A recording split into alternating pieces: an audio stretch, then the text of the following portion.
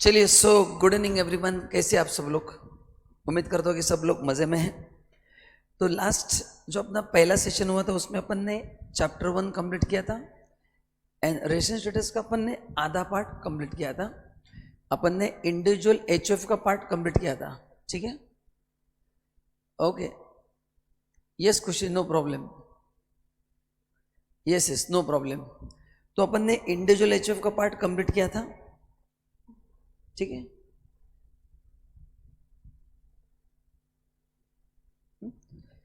ये पार्ट अपन ने कंप्लीट किया था, बराबर है ना? चलो अभी आज अपन डिस्कस करेंगे next point, point number 7। Resident status of किसका डिस्कस करना है बताओ? कंपनी का डिस्कस करना है। किसका करना है? कंपनी का। ठीक है आदित्य, ये दोनों डिफरेंट टॉपिक है। हाउस प्रॉपर्टी, सैलरी अलग अलग टॉपिक है, कोई संबंध नहीं एक दूसरे से। चलिए कंपनी के लिए 2 पॉसिबल स्टेटस है। अच्छा, ओनली इंडिविजुअल एचएफ के लिए 3 पॉसिबल स्टेटस है। पहला कौन सा है? ROR, RNOR, NR. ये अपन ने ऑलरेडी लास्ट या फर्स्ट सेशन में डिस्कस किया है, बराबर है? यस। तो इसके आगे जितने भी एसएसी है, company, firm, AOP, BOI, AJP, इनके लिए 2 ही स्टेटस है। बोलो क्या 2 स्टेटस होंगे? या तो रेसिडेंट या तो नॉन रेसिडेंट। तो कंपनी के लिए जो क्राइटेरिया है सेक्शन है सेक्शन 63। कंपनी के लिए क्राइटेरिया क्या है? सेक्शन 63। अच्छा, नोट्स का लिंक नीचे डिस्क्रिप्शन में दिया है। ठीक है, एंड जो लोग फर्स्ट टाइम आए हैं हमारे चैनल को फॉलो करना है मस्त पैकी। एंड जरा वीडियो को लाइक कर दो रे फटाफट। हाँ, यस, करेक्ट। तो सब लोग फटाफट वीडियो को लाइक कर दो। चलो now resident status of a company पढ़ेंगे ना? All set, great. So Indian company अगर है तो it is always resident in India, and the moment you become resident in India your global income is taxable in India. तो जो company India में incorporated है उनको इनकम इंडिया में मिले या इंडिया के बाहर, वो टैक्सेबल कहाँ पे होगा? इंडिया में होगा। ये पहला पढ़ना है। सेकंड ये पढ़ना है फॉरेन कंपनी। फॉरेन कंपनी को 2 पार्ट में डिवाइड किया है।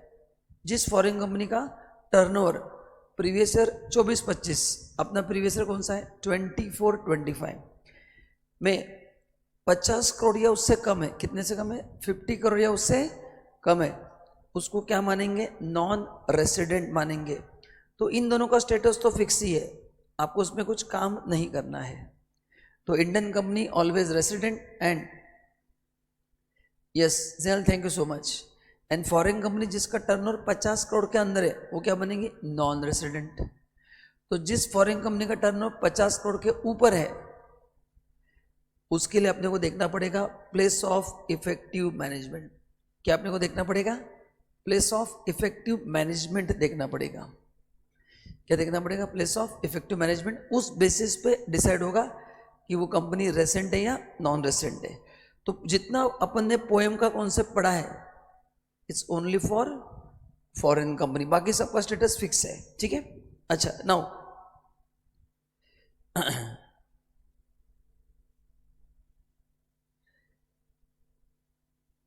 अभी देखो, अगर अच्छा पोएम का मतलब क्या है ना? पोएम किसके ऊपर डिपेंड होता है? अच्छा, पोएम का सिंपल मीनिंग क्या है? जहां से हम बिजनेस को कंट्रोल कर रहे हैं। सिंपल वे में व्हाट इज पोएम? जहां से बिजनेस को हम कंट्रोल कर रहे हैं। तो अच्छा, मैंने क्लास में पोएम का कॉन्सेप्ट बहुत डिटेल में पढ़ा है, तो आप उसको एक बार देख लेना। आज मैं उसको कवर नहीं करूंगा, वो कभी कभार एग्जाम में आता है। तो पोएम अगर पूरा इंडिया में है तो रेसिडेंट, पोएम अगर पार्टली इंडिया में है तो भी रेसिडेंट, एंड पोएम पूरा इंडिया के बाहर है तो क्या माना जाएगा? नॉन रेसिडेंट माना जाएगा। क्या माना जाएगा? नॉन रेसिडेंट माना जाएगा। तो ये आपको बस लर्न करना है, इतना ही है। तो कंपनी का इतना ही पढ़ के रखो। ये जो पोएम का कॉन्सेप्ट है ये आपको अपने रेगुलर लेक्चर में से कवर करना है। नाउ तो ये था कंपनी का वर्किंग। अभी नेक्स्ट देखेंगे फर्म, एओपी, बीओआई, इन तीनों के लिए क्या है? Now what is the criteria? Place of control and management. Now what is place of control management बताओ? अपन ने एचएफ के लिए पढ़ा था, जहां से बिजनेस मैनेज किया जाता है, मीन्स जहां से बिजनेस डिसीजन लिए जाते हैं। जहाँ से बिजनेस डिसीजन लिए जाते हैं। तो बताओ, फुल्ली इंडिया है तो क्या होगा बताओ, रेसिडेंट होगा। फुल्ली इंडिया है तो क्या होगा, रेसिडेंट। पार्टली इंडिया है तो भी क्या होगा, resident. And fully outside India है तो क्या होगा, नॉन रेसिडेंट होगा। क्या होगा, नॉन रेसिडेंट। तो बताओ फर्म एओपी बीओआई के लिए क्या देखना है, अगर place of control management fully या पार्टली इंडिया में है, रेसिडेंट। फुल्ली इंडिया के बाहर है तो क्या माना जाएगा, नॉन रेसिडेंट माना जाएगा। ठीक है, चलिए। एंड ये अपन ने लास्ट टाइम भी पढ़ा था, बताओ क्या पढ़ा था, जो अपन ने पढ़ा था ना आरओआर एंड एनआर के लिए, सेम टेबल यहाँ पे भी एप्लीकेबल है। बोलो, अगर आप रेसेंट हो तो क्या होगा बताओ, इंडियन प्लस फॉरेन दोनों इनकम इंडिया में टैक्सेबल होगा। ये अपन ने लास्ट टाइम डिस्कस किया था, ये इंडियन इनकम है और ये फॉरेन इनकम है। एंड तुम अगर एनआर हो तो only Indian income taxable, foreign income taxable नहीं होगा। तो ये टेबल अपन ऑलरेडी डिस्कस कर चुके हैं। तो गाइस एग्जाम में if you ask me what is important, individual के ऊपर ही क्वेश्चंस आते हैं, बाकी ऊपर इतने क्वेश्चंस नहीं आते। तो इंडिविजुअल का जो अपन ने लास्ट टाइम चार्ट बनाया था वो बहुत इंपॉर्टेंट है। ठीक है, ओके। नाउ अभी नेक्स्ट सब्जेक्ट को पढ़ना है, ध्यान से सुनना। अपन ने इंडियन इनकम का डेफिनेशन पढ़ा था। क्या होता है Indian income, received, deemed to be received.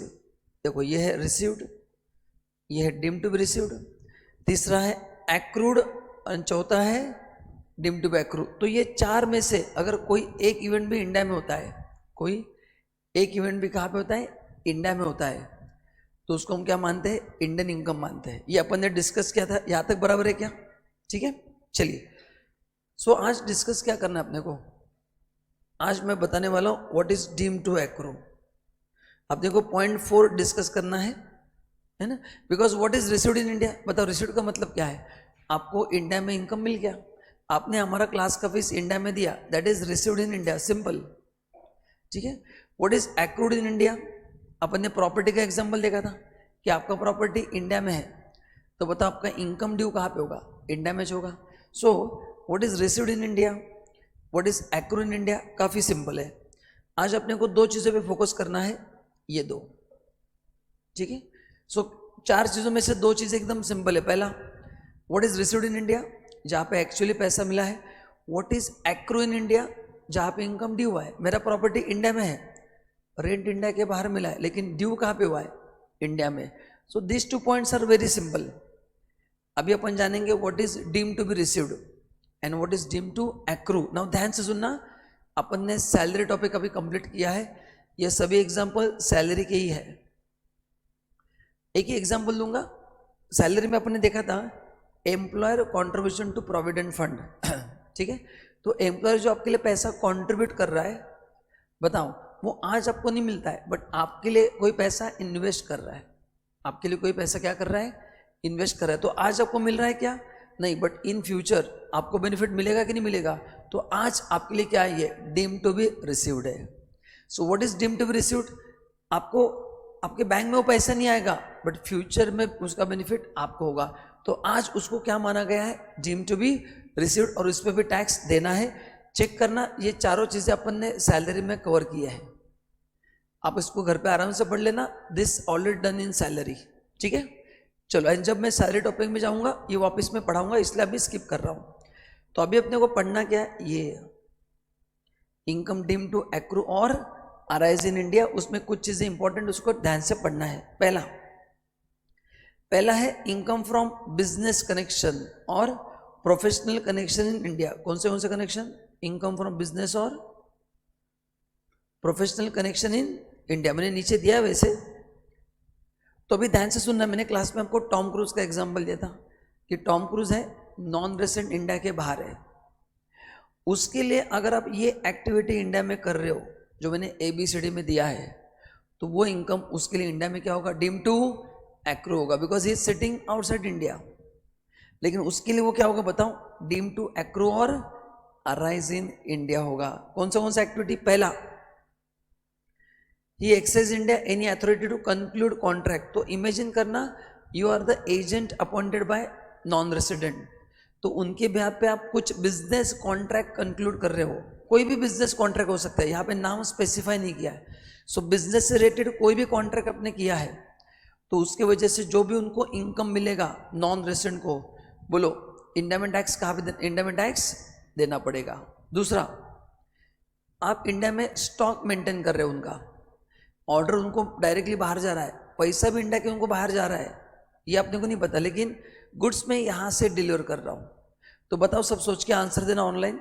अगर आप गुड्स सप्लाई नहीं करोगे इंडिया में तो उनको पैसे मिलेंगे क्या? उनको पैसे नहीं मिलेंगे। तो आपने इंडिया में गुड्स सप्लाई किया है तो उससे जो भी इनकम मिलेगा वो इंडिया में क्या होगा? डीम टू एक्रो होगा। तीसरा क्या होगा? आपने यहाँ पे ऑर्डर कलेक्ट किया है, डिलीवरी नहीं किया है। एंड चौथा क्या होगा? आपने कुछ कॉन्ट्रैक्ट एंटर किया। अभी ये कॉन्ट्रैक्ट कौन से है? ये है रिलेटेड टू प्रॉपर्टी। तो ए वाला जो कॉन्ट्रैक्ट है वो कोई भी कॉन्ट्रैक्ट हो सकता है, बट डी वाला कॉन्ट्रैक्ट स्पेसिफाइड कॉन्ट्रैक्ट है। तो ये 4 एक्टिविटी, पांचवा भी है, बट ये 4 एक्टिविटी अगर as a agent of non resident आप इंडिया में परफॉर्म करते हो तो आपकी वजह से जो इनकम मिलेगा उसको इंडिया में क्या करना पड़ेगा? टैक्स देना पड़ेगा। तो बताओ पहला कौन सा है? फटाफट सब लोग टाइप करके भेजो, पहला काम कौन सा है? Conclude contract. आप उनके भी पे कोई बिजनेस कॉन्ट्रैक्ट साइन कर रहे हो। सेकंड, आप इंडिया में स्टॉक मेंटेन करके सप्लाई कर रहे हो। तीसरा, आप इंडिया में ऑर्डर सिक्योर कर रहे हो। चौथा, you are entering into certain contract in the name of non-resident for transfer of ownership, for transfer of ownership, या फिर any service by non resident. तो जो फोर्थ वाला कॉन्ट्रैक्ट है वो स्पेसिफिक है, या तो वो रिलेटेड टू प्रॉपर्टी है या नॉन रेसिडेंट इंडिया में कोई सर्विस देने वाला है, उसके लिए आपने कॉन्ट्रैक्ट किया है। तो ये चारों में से जो भी इनकम उसको मिलेगा उसको इंडिया में टैक्स देना पड़ेगा। तो इन 4 एक्टिविटी की खास बात क्या है?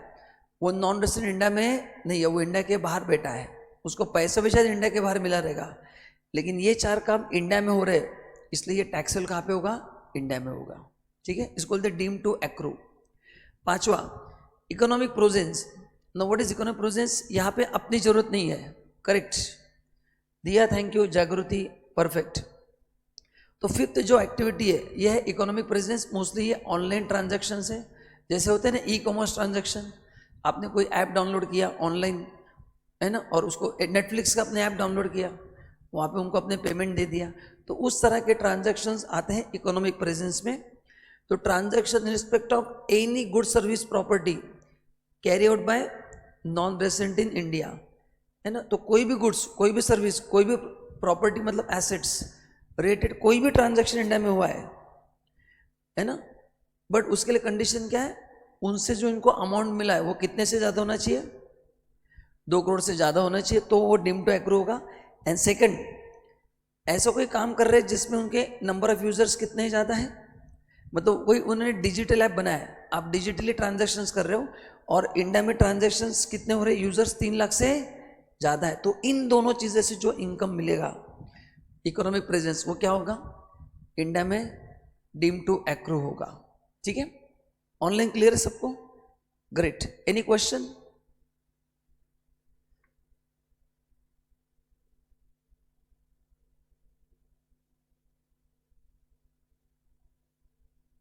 ठीक है, चलिए थैंक यू। आगे, अच्छा, डज नॉट इंक्लूड, ऐसे 5 काम है जिससे उनके लिए इनकम इंडिया में डीम टू एक्रू नहीं होगा। ये अच्छे से पढ़ के जाना है, 2 मार्क के लिए क्वेश्चन आ सकता है, इसको अच्छे से लर्न करके लिख के आना है। तो कौन से 5 एक्टिविटी का इनकम इंडिया में डीम टू एक्रू नहीं होगा? पहला, ऐसे ऑपरेशन जो इंडिया में नहीं हो रहे। मैंने आपको टॉम क्रूज का एग्जाम्पल दिया था कि आप उनके एजेंट इंडिया में हो, उनका एक एजेंट अफ्रीका में है एंड वो खुद यूएस में है, तो अभी अफ्रीका में जो एजेंट काम कर रहा है वो इनकम इंडिया में टैक्सेबल नहीं होगा। एज ए एजेंट जितने एक्टिविटी आप इंडिया में परफॉर्म कर रहे हो उससे जो फायदा होगा वो इंडिया में टैक्सेबल होगा। So operations carried out outside India, no need to pay tax. Second, आप उनके बिहाफ पे यहाँ पे गुड्स परचेस करके एक्सपोर्ट कर रहे हो। मैंने यहाँ पे आपको कहा था कि एक्सपोर्ट से फायदा होगा अपने देश को, फॉरेन करेंसी इंडिया में आएंगी, अपना जीडीपी बढ़ेगा, इसलिए गवर्नमेंट ने उसको क्या किया है? एग्जेम्प्ट करके रखा है। क्या करके रखा है? एग्जेम्प्ट करके रखा है। तीसरा, collection of news and views in India, मतलब इंडिया में आप न्यूज कलेक्ट कर रहे हो और इंडिया के बाहर उसका ट्रांसमिशन कर रहे हो। चौथा, वो इंडिया में शूटिंग के लिए आए हैं एंड पांचवा activity confined to display of rough diamonds. तो ये 5 एक्टिविटी अगर इंडिया में होते हैं तो इसमें जो इनकम होगा वो इंडिया में डीम टू एक्रू नहीं होगा। बस इसको लर्न करके कभी कभार 2 मार्क के लिए आता है, इसको अच्छे से पढ़ के रखना है। नाउ आगे, नाउ ये 2 चीज़ें काफ़ी सिंपल है, ये आपको ऑलरेडी पता है। बताओ, मेरा प्रॉपर्टी इंडिया में है, रेंट मेरे को इंडिया के बाहर मिल रहा है, मैं इंडिया के बाहर हूँ, रेंट इंडिया के बाहर मिल रहा है, लेकिन मेरा प्रॉपर्टी इंडिया में है। बताओ इनकम क्या होगा? Deem to accrue in India माना जाएगा। तो ये प्रॉपर्टी इनकम का है। और ये मैंने एसेट को क्या किया? एसेट को बेच दिया, तो भी वैसे होगा। मेरा प्रॉपर्टी इंडिया में है, मैंने उसको बेच दिया, मैं इंडिया के बाहर हूँ, पैसा भी इंडिया के बाहर मिला है, ट्राई टू अंडरस्टैंड, सब कुछ इंडिया के बाहर हुआ है, खाली प्रॉपर्टी इंडिया में है। तो फिर वो रेंट हो या आप उसको बेच दो, अल्टीमेटली प्रॉपर्टी कहाँ पे? इंडिया में। तो it is deem to accrue और अराइज इन इंडिया, एंड आपको इंडिया में टैक्स देना पड़ेगा even though you are outside India, buyer is outside India, money is received outside India, property कहाँ पे? इंडिया में। बात खत्म, you have to pay tax in India. Online यहां तक क्लियर है? Next, salary. सैलरी इनकम कहाँ पे टैक्सेबल होगा? जहां पे अगर आप सर्विस इंडिया में प्रोवाइड कर रहे हो तो सैलरी इंडिया में क्या होगा? टैक्सेबल होगा। तो बताओ सैलरी इनकम कहाँ पे टैक्सेबल होगा? If you are providing services in India, तो अगर आप सर्विसेज इंडिया में प्रोवाइड कर रहे हो, कहाँ पे प्रोवाइड कर रहे हो?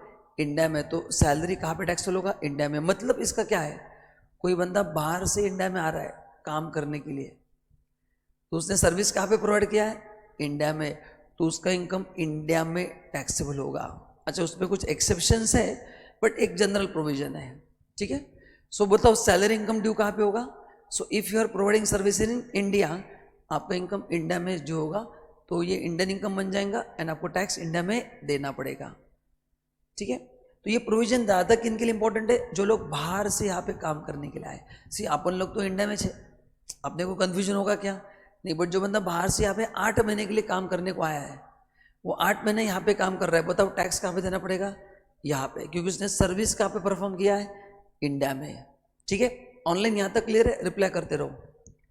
बट एक एक्सेप्शन है जो बहुत ही इंपॉर्टेंट है, आपको अच्छे से लर्न करना है। क्या एक्सेप्शन है? सबको बताए, आप गवर्नमेंट एम्प्लॉय हो, आप इंडिया के सिटीजन हो, एंड आप जॉब कहाँ पे कर रहे हो? इंडिया के बाहर। तो Indian citizen, employ of government of India and working outside India, then such salary shall be deemed to earn in India. मतलब ये एक्सेप्शन है, क्योंकि पहला पॉइंट क्या बोलता है? तुमने अगर इंडिया में सर्विस दिया तो टैक्सेबल है, बट इस एक्सेप्शन में क्या हो रहा है? आप जॉब कहाँ पे कर रहे हो? इंडिया के बाहर, लेकिन आप गवर्नमेंट एम्प्लॉय हो, इंडिया के सिटीजन हो। मैंने क्लास में एग्जाम्पल दिया था, इंडियन एम्बेसी इन यूएसए, बताओ इंडियन एम्बेसी इन यूएसए, बताओ is he government employ? Yes. Is he Indian citizen? Yes. Is he working outside India? Yes. तो उसको जो सैलरी मिलेगा वो इंडिया में टैक्सेबल होगा, लेकिन उस सैलरी में से 2 चीज़ें टैक्सेबल नहीं होंगी। कौन सी? Allowance and perquisite. अभी अपन ने रेगुलर लेक्चर में ऑलरेडी अपन पढ़ चुके अलाउंस परक्विजिट, तो वो टैक्सेबल नहीं होगा। ऑनलाइन यहाँ तक परफेक्ट है? Correct, yes. और ये टैक्सेबल क्यों नहीं? मैंने आपको इसका लॉजिक कहा था कि आपने और उस गवर्नमेंट ने क्या है? एग्रीमेंट हुआ है कि उनके एम्प्लॉय जो इस कैपेसिटी में इंडिया में काम कर रहे हैं, हम टैक्स नहीं लेंगे। तो आपने जो एम्प्लॉय जो सिमिलर कैपेसिटी पे वहां पे काम कर रहे हैं, वो उस पर टैक्स नहीं लेंगे। Is this clear? चलो बाकी ठीक है। डिविडेंड इनकम वेरी इंपॉर्टेंट, ध्यान में रखना है। पहले अगर इंडियन कंपनी है डिविडेंड देने वाली, तो शेयर होल्डर कहीं पे भी हो, टैक्स कहाँ पे देना है? इंडिया में। सी आपको मेरे को कंफ्यूजन नहीं होगा कि अपन इंडिया में छे और डिविडेंड इंडिया में मिल रहा है। कंफ्यूजन किसको होता है? एक बंदा है जो इंडिया के बाहर है, जिसने बाहर से इंडिया में पैसा इन्वेस्ट किया है और उसको डिविडेंड भी इंडिया के बाहर मिल रहा है, तो उसके मन में डाउट है कि समय टैक्स कहाँ पे दूं। तो यहाँ पे क्लियर कट लिखा है, any dividend paid by Indian company outside India shall be deemed to accrue arise in. तो इमेजिन करो, इंडिया के बाहर कोई इन्वेस्टर है जिसने इंडियन कंपनी इन्वेस्ट किया है, उसको 20 लाख का डिविडेंड मिला है। सब लोग आंसर दो, टैक्स कहाँ पे देना है? इंडिया में या इंडिया के बाहर? बोलो कहाँ पे टैक्स देना है? इंडिया में या इंडिया के बाहर टैक्स देना है? इंडिया में टैक्स देना है। Even though he is outside India, amount received, हाँ, बट इंडिया में टैक्स देना है। मेन रीजन क्या है, कंपनी कौन सा है, इंडियन, तो ड्यू कहाँ पे हुआ है, इंडिया में, इसलिए, ठीक है। बट ये जो डिविडेंड मिलेगा इंडिया के बाहर नॉन रेसिडेंट को, ये टैक्सेबल होगा on payment basis and not on declaration basis. ये डिक्लेरेशन बेसिस पे टैक्सेबल नहीं होगा, ये कौन से बेसिस पे टैक्सेबल होगा, पेमेंट बेसिस से। मतलब क्या, ध्यान से सुनना, वेरी इंपॉर्टेंट पॉइंट। कंपनी ने 24-25 में डिविडेंड डिक्लेयर किया 10 लाख रुपए का, जो नॉन रेसिडेंट को मिलने वाला है, लेकिन उसको मिला वो अगले साल 25-26 में मिला, 6 अप्रैल को मिला, तो डिक्लेयर किया 24-25 में, मिला है 25-26 में। तो बताओ उस नॉन रेसिडेंट को टैक्स कब देना है, in the year of receipt देना है। तो रिसिप्ट 24-25 में हुआ है या 25-26 में हुआ है, सब लोग आंसर दो, सोच के बताओ, रिसिप्ट 24-25 में हुआ है या 25-26 में हुआ है, तो उसको 25-26 में टैक्स देना है। ये रूल अपने लिए नहीं है, ये किसके लिए, नॉन रेसिडेंट के लिए। अपने लिए तो ड्यू बेसिस पे टैक्सेबल है। तो डिविडेंड का मैं बताऊंगा आपको इनकम फ्रॉम अदर सोर्स में कि एग्जैक्टली वो कैसे टैक्सेबल है, अपन वहां तक पहुंचे नहीं है। Is this clear to everyone, correct. Now ये टेबल आईएमपी मार्क करके रखो, इसमें 1-2 मार्क के क्वेश्चंस आते हैं। तो ये टेबल एप्लीकेबल है फॉर इंटरेस्ट, ये टेबल एप्लीकेबल है फॉर इंटरेस्ट।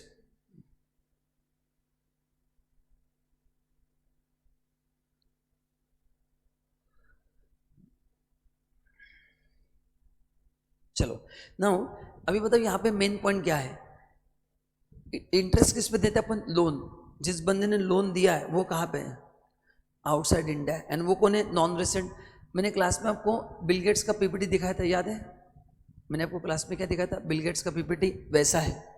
सो तो इमेजिन करो कि बिल गेट्स है ना, बिल गेट्स ने इंडिया में लोन दिया है, बिल गेट्स इंडिया के बाहर है, हाँ, तो उन्होंने पहले लोन किसको दिया है, गवर्नमेंट को दिया है। गवर्नमेंट ने उस पैसे की उस कौन से पर्पस के लिए किया, कोई भी पर्पस के लिए गवर्नमेंट पैसे यूज करता है। लोन देने वाला कहाँ पे, इंडिया के बाहर। लोन किसको दिया है, गवर्नमेंट ऑफ इंडिया को। गवर्नमेंट ऑफ इंडिया ने पैसा कहाँ पे यूज किया, कहीं पे भी यूज करे, बोलो वो इंटरेस्ट इंडिया में टैक्सेबल होगा कि नहीं होगा, यस लिखा है। अच्छा ये हेडिंग का मतलब क्या बताओ, बहुत ही इंपॉर्टेंट हेडिंग है ये। अगर यस है मतलब ये कौन सा इनकम है, इंडियन इनकम है। एंड अपन ने लास्ट सेशन में क्या पढ़ा था, Indian income is taxable to all assessee irrespective of residential status, इसलिए लास्ट कॉलम में लिखा क्या है, ऑल एसएससी लिखा है। इसलिए लास्ट कॉलम में लिखा क्या है, ऑल एसएससी। क्या लिखा है, ऑल एसएससी। पहला पार्ट क्लियर है। सेकंड लोन दिया है प्रियंका चोपड़ा को, जो अपन ने क्लास में एग्जांपल लिया था। बिल गेट्स ने लोन किसको दिया है, प्रियंका चोपड़ा, रेसिडेंट है। उसने ये पैसा कहाँ पे यूज किया है, carrying out business outside India and earning income outside India. सब कुछ इंडिया के बाहर हो रहा है, सब कुछ कहाँ पे हो रहा है, इंडिया के बाहर हो रहा है। तो बताओ क्या होगा भाई, इंडिया में डिम टू एग्रो होगा, नहीं होगा, क्योंकि भले पैसा बिल गेट्स ने दिया है, वो रेसेंट है, लेकिन पैसा इंडिया के बाहर यूज हुआ है। तो टेक्निकली इनकम कहाँ पे यूज हुआ है, इंडिया के बाहर। तो बताओ नो का मतलब क्या है। अभी मैं सबसे आंसर जानना चाहता हूँ, very important question. So no का मतलब इनकम नहीं है, या नो का मतलब इंडियन इनकम नहीं है बट वो फॉरेन इनकम है। मैं आपसे जानना चाहता हूँ, ऑनलाइन फटाफट आंसर दो कि नो का मतलब क्या है।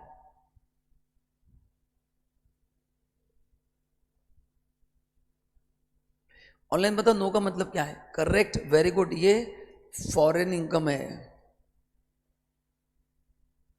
एंड बताओ फॉरेन इनकम पे टैक्स कौन देता है, अपन ने लास्ट लेक्चर में पढ़ा है, ओनली आरओआर देता है।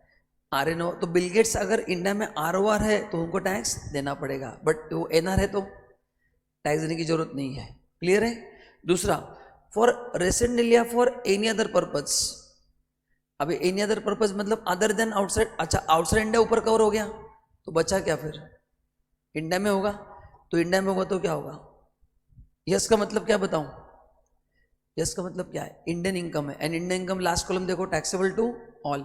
तो लास्ट कॉलम आप लॉजिकली लर्न कर सकते हैं, रटने की जरूरत नहीं है।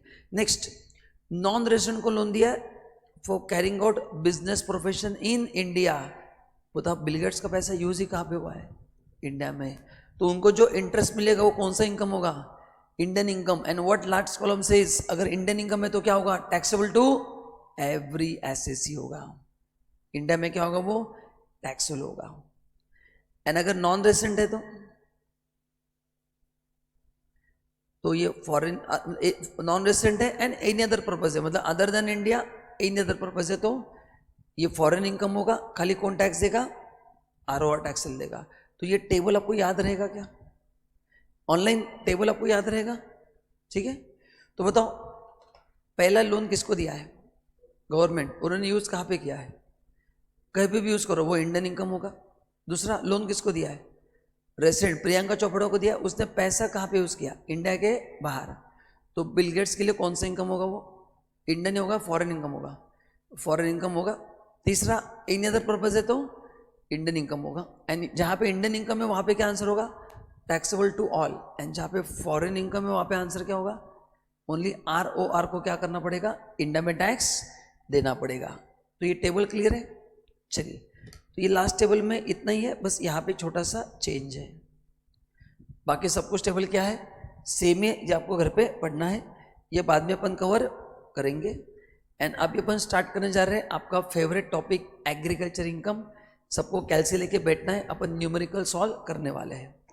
तो resident status technically last session में अपन ने मेन पार्ट कवर किया था, आज अपन ने जस्ट रिवीजन किया है।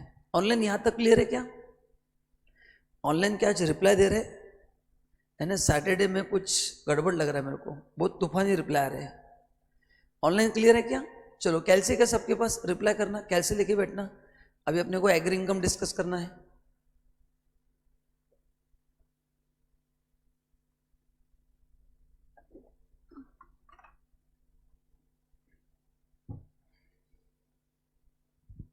चलो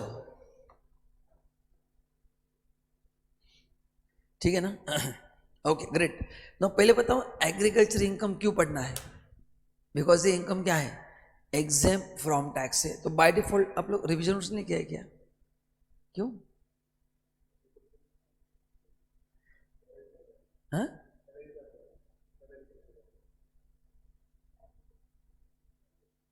नहीं रिवीजन नोट्स लेके आने का ना, तुमने भी नहीं लाया, जबरदस्त, चैत्राली एक नंबर काम किया।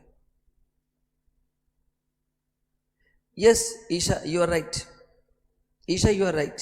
चलो तो कैलसी सबके पास है ना, एक बार हाँ बोल देना।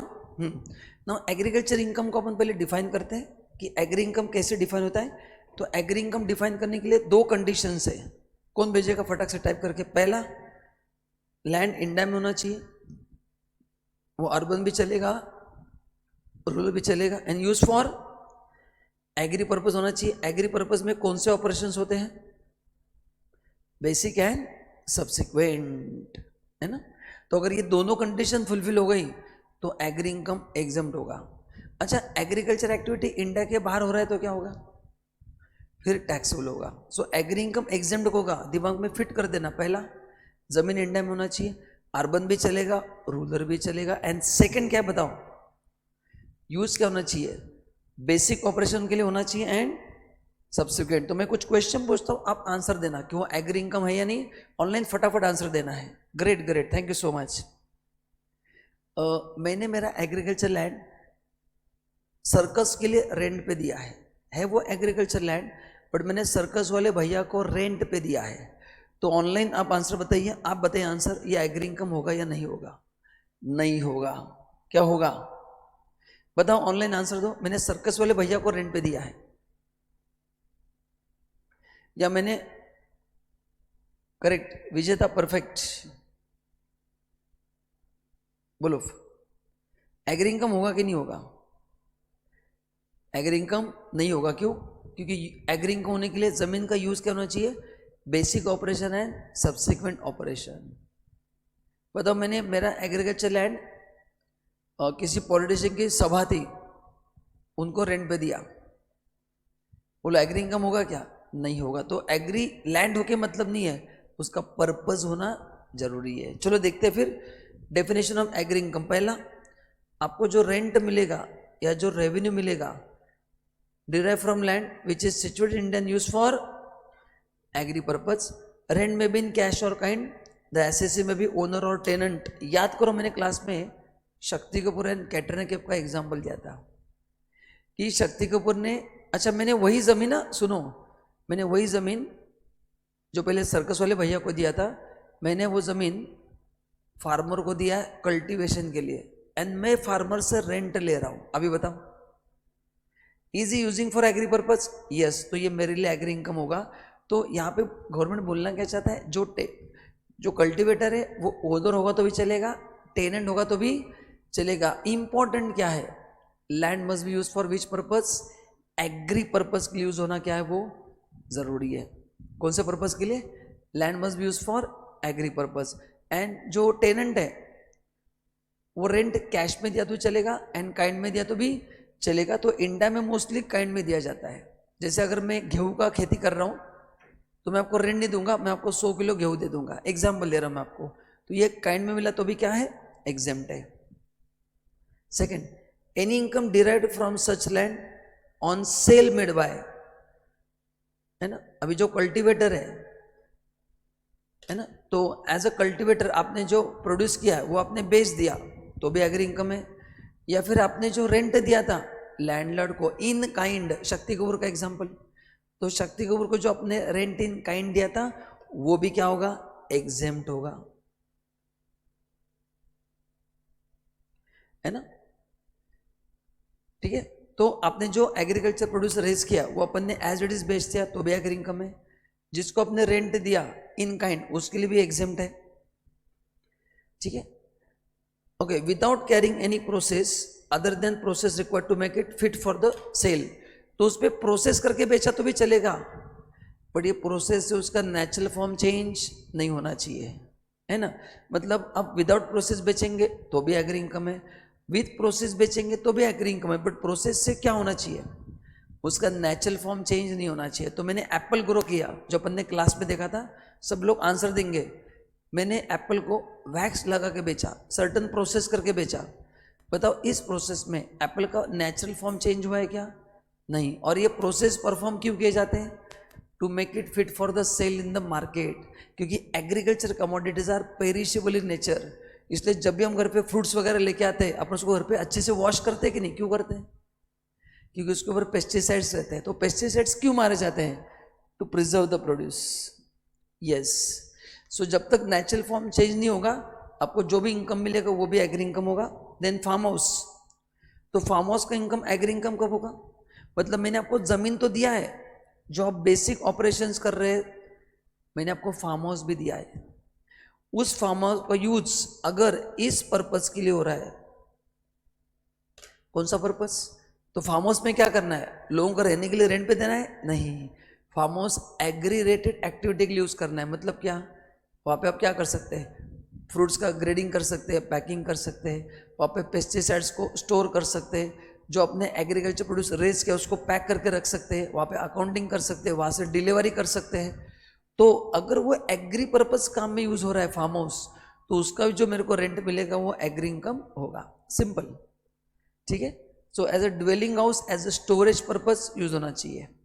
लेकिन मैंने वो फार्म हाउस लोगों को रहने के लिए रेंट पे दिया पर डे 5,000 रुपीज, तो फिर वो एग्री इनकम होगा क्या? नहीं होगा। तो फार्म हाउस का यूज भी एग्री पर्पस रिलेटेड एक्टिविटी से होना चाहिए। ठीक है, चलो, तो ये था डेफिनेशन ऑफ एग्री इनकम। दोस्तों ये रिवीजन मोड है, तो रिवीजन मोड में मैं फटाफट चीज़ों को क्लियर कर रहा हूँ। आपको सब समझ में आ रहा है बराबर? Online are you with me? सब बराबर समझ में आ रहा है? बहुत फास्ट नहीं हो रहा है ना, मेरे को बता देना आप। चलो, एग्जाम्पल ऑफ एग्री इनकम, तो ये जरा एक बार पढ़ लो, क्या क्या दिया। पहला, sale of jute and cotton, इससे जो इनकम मिलेगा वो एग्री इनकम है ना। देन नर्सरी में अपन जो चीज़ें लेते हैं, नर्सरी या छोटे छोटे पॉट्स लेते हैं कि नहीं? आपके घर में पेड़ पौधे लगाते हैं, उसमें बेसिक ऑपरेशन हुआ है कि नहीं हुआ है? भले छोटे स्केल पे हुआ है, बट हुआ है कि नहीं हुआ है? तो वो नर्सरी वालों के लिए वो एग्री इनकम है ना। देन ये सबसे इंपॉर्टेंट है, आपके पास अगर मेरे रेगुलर नोट्स हैं तो मैंने आपको एक चार्ट बनवा के दिया है कि पार्टनरशिप फर्म का मैं पार्टनर हूँ, एंड पार्टनरशिप से मेरे को मिलता है रेम्यूनरेशन, मेरे को मिलता है इंटरेस्ट ऑन कैपिटल। क्या मिलता है? रेम्यूनरेशन मिलता है एंड इंटरेस्ट ऑन कैपिटल मिलता है, बराबर है। तो ये दो चीज़ें जो मेरे को मिलती है वो नॉर्मली बिजनेस इनकम माना जाता है, बट मेरी पार्टनरशिप फर्म भी एग्री एक्टिविटी में है, तो मेरे को मिलने वाला इनकम भी क्या है, एग्री इनकम है। कौन सा इनकम है? तो बताओ, मैंने आपको क्लास में चार्ट बनवा के दिया है। अच्छा तो बताओ, सब लोग ध्यान सुनना, मेरा खुद का पार्टनरशिप फर्म है, वहाँ से मेरे को रेम्यूनरेशन मिलता है एंड इंटरेस्ट ऑन कैपिटल मिलता है, बट मेरा प्रैक्टिसिंग फर्म प्रैक्टिसिंग का काम करता है, तो कौन सा इनकम एग्जेम्प्ट होगा? तो फर्म का बिजनेस क्या होना चाहिए बताओ? फर्म का बिजनेस एग्री होना चाहिए, तो पार्टनर्स को एग्जेम्पशन मिलेगा। अगर फर्म का बिजनेस एग्री नहीं है तो पार्टनर्स के लिए टैक्सेबल होगा एज अ बिजनेस इनकम। सबको समझा क्या बताऊं? तो बताओ, पार्टनर्स को मिलने वाला remuneration and interest on capital exempt कब होगा? बोलो, फर्म कौन सा एक्टिविटी होना चाहिए? एनी बिजनेस या एग्री बिजनेस? एग्री बिजनेस है तो मेरे लिए एग्जेम्प्ट है, लेकिन मेरा बताओ, मेरा एग्री बिजनेस है क्या? नहीं, तो मेरे को जो रेम्यूनरेशन मिलेगा बताओ सब क्या होगा? वो टैक्सेबल होगा एज अ बिजनेस इनकम, जो अपन चैप्टर 6 में पढ़ने वाले हैं। ठीक है, नर्सरी का इनकम। ठीक है, now example of non agri income बताओ। सैलरी टू एम्प्लॉई, आपका फार्म हाउस है, आपको मिलने वाला इनकम एग्री इनकम है, लेकिन आपके फार्म हाउस में जो लोग काम करते हैं उनके लिए एग्री इनकम नहीं है। जो एसएससी है उसके लिए एग्री इनकम है, उनके एम्प्लॉय के लिए होगा क्या? फिर मैं भी बोलूँगा मैंने मेरे क्लाइंट का रिटर्न फाइल किया है जो एग्री में है, तो मेरा इनकम भी एग्री होगा क्या? फिर डॉक्टर बोलेगा कि मैंने फार्मर का बाईपास सर्जरी किया है, एग्री इनकम। टाटा स्काई बोलेगा कि हमारा कनेक्शन फार्मर ने लिया है, एग्री इनकम। सब लोग ऐसे लूट लेंगे गवर्नमेंट को, ऐसा अलाउड नहीं है। Poultry, dairy, fisheries, rearing of live stock, ये एग्री इनकम नहीं है। जिनका पोल्ट्री का बिजनेस है वो बिजनेस इनकम माना जाएगा। ठीक है ना? खाते ना संडे या मंडे रोज खाओ अंडे, हाँ वैसा है। मैं नहीं खाता हूँ, बट जो खाते उनके लिए खाना था। इंटरेस्ट टू मनी लेंडर बताओ, आईसीआईसीआई बैंक ने फार्मर को लोन दिया है, बताओ, तो आईसीआईसीआई बैंक ने फार्मर को लोन दिया है, तो बैंक को मिलने वाला इंटरेस्ट एग्री इनकम नहीं होगा। जो एग्जैक्टली एग्री एक्टिविटी कौन कर रहा है? फार्मर, उसी के लिए एग्री इनकम होगा, बाकी लोगों के लिए नहीं होगा। Director of a company, company and director are separate entity, company को मिलने वाला इनकम एग्री इनकम है, डायरेक्टर को मिलने वाला इनकम एग्री इनकम, वो भी इनडायरेक्टली एम्प्लॉय माना जाएगा नहीं? फुल टाइम डायरेक्टर एम्प्लॉय की नहीं, तो सैलरी इनकम होगा। ठीक है, नहीं, रेयरिंग ऑफ हॉर्सेस नहीं होगा। अब यहाँ पे लाइव स्टॉक होगा ना, तो हॉर्सेस नहीं होगा, because horses can never be use for agri purpose, horses नहीं होगा, इसके लिए लॉ नहीं है, बट मैं तुमको मेरा प्रैक्टिकल एक्सपीरियंस शेयर कर रहा हूँ। सो लाइव स्टॉक का मतलब है कोई भी हो सकता है, बट ये एग्री इनकम होगा ही नहीं। मतलब तुम टेंशन मत लो, हॉर्स हो या कोई भी हो, हॉर्स हो, गधा हो, कोई भी हो, वो एग्री इनकम माना ही नहीं जाएगा। सो टेंशन मत लो। Arya, don't worry, any livestock. Dividend बताओ, मैंने ऐसे कंपनी में इन्वेस्ट किया है जो कंपनी एग्री एक्टिविटी में, तो बताओ मेरे लिए एग्री इनकम हो गया, कंपनी के लिए होगा? कंपनी के लिए, मेरे लिए एग्री इनकम नहीं होगा। Agri income outside India taxable. Sale of trees and grass grown spontaneously without human efforts, मैंने क्लास में एग्जांपल दिया था कि आपका खुद का जमीन है, बट वहां पे आप खेती बाड़ी नहीं कर रहे, बट वहां पे 10-20 मैंगो के झाड़ ग्रो है, आपने मैंगो निकाल के बेच दिए, बताओ आपने कुछ बेसिक ऑपरेशन किया था क्या? नहीं। आपने कुछ सब्सिक्वेंट ऑपरेशन किया था क्या? नहीं। तो ये जो इनकम मिलेगा ये एग्री इनकम नहीं होगा, ये एग्री प्रोड्यूस है, बट बताओ यहाँ पे मिसिंग क्या है? विदाउट ह्यूमन एफर्ट्स, यहाँ पे बेसिक ऑपरेशन मिसिंग है। क्या मिसिंग है? इसको ग्रो किसने किया? नेचर ने ग्रो किया। आप जाते ना घूमने के लिए ट्रैक पे झाड़ वगैरह रहते कि नहीं, तो वो उसको कौन पानी डालना था रोज? नेचर ग्रो करता है ना। 4 महीने जब बारिश आती है तो पानी को सोख लेता है एंड फिर वो ग्रो होता है खुद का खुद। Profit on sale of standing crops. No, what is standing crops? मैंने आपका रेडीमेड खेत परचेस किया है, जहाँ पे बेसिक ऑपरेशन आपने करके रखा था, आपने शुगर केन प्रोड्यूस करके रखा था, मैंने आपका जमीन खरीदा, क्रॉप्स खरीदे, खाली तोड़ के बेच दिए, मैंगो निकाल के बेचना खाली, उसको एग्री इनकम नहीं माना जाएगा। क्यों? बेसिक ऑपरेशन मिसिंग है। Try to understand what is basic operation. खेतीबाड़ी करना मतलब आपको समझ में आता है ना, वो जहाँ जहाँ पे मिसिंग है वो एग्री इनकम नहीं होगा।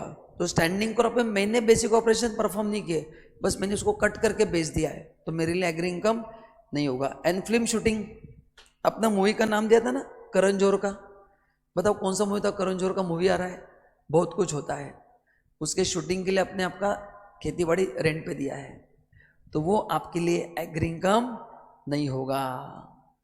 Yes, example of Kartik Aaryan, correct. ठीक है, चलो नाउ ओके।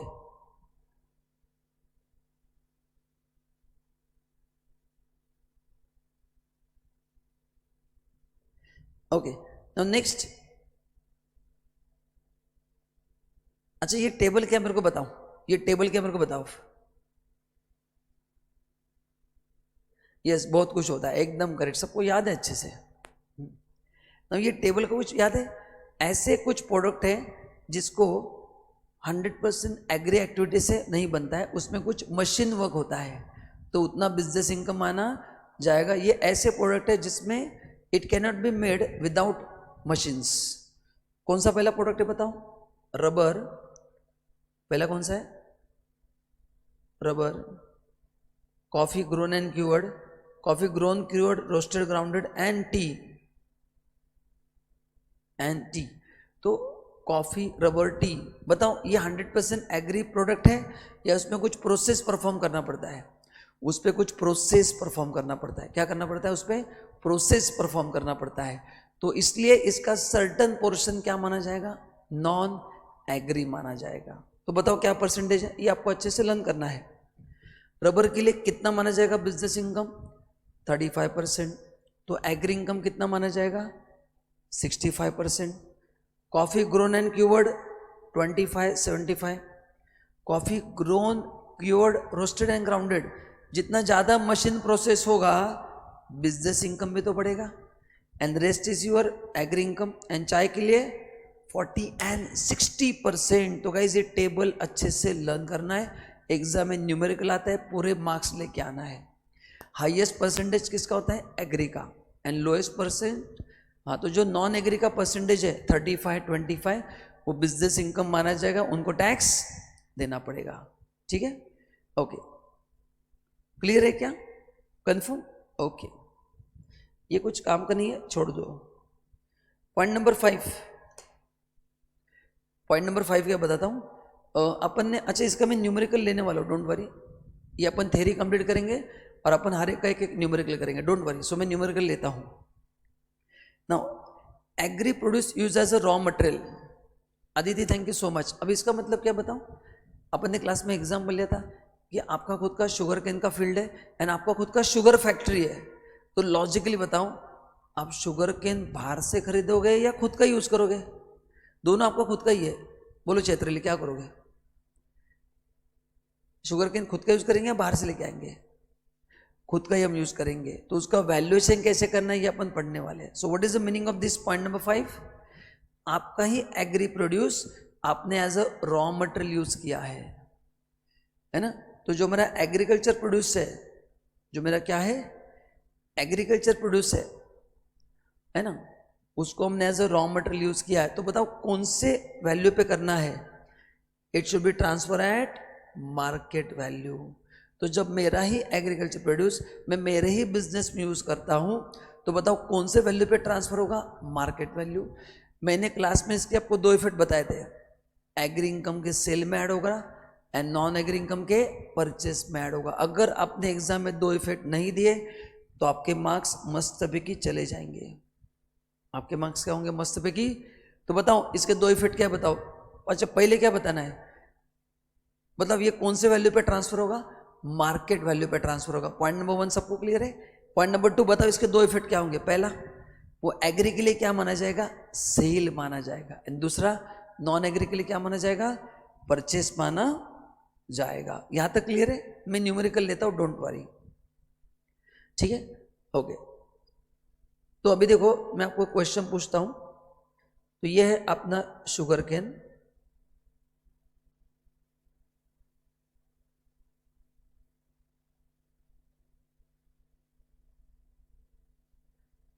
आपने 15 टन प्रोड्यूस किया है, उसका कॉस्ट है 15,000 रुपीज, ठीक है। तो 15 टन आपने कल्टीवेट किया है, उसका कितना खर्चा है कल्टीवेशन का? 15,000। तो what is the 15,000 cost of cultivation? इसमें से 5 ton sold in open market at 1,500 per ton, ठीक है। तो इसमें से कितना अपन ने बेच दिया?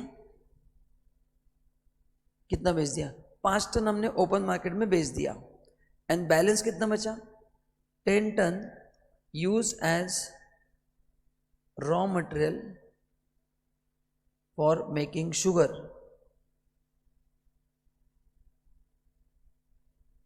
ठीक है। Find out value of 10 ton. Simple question बना दिया। चलो क्वेश्चन लिख लो सब लोग, एंड मेरे को आंसर देने की कोशिश करना। लिख लो क्वेश्चन।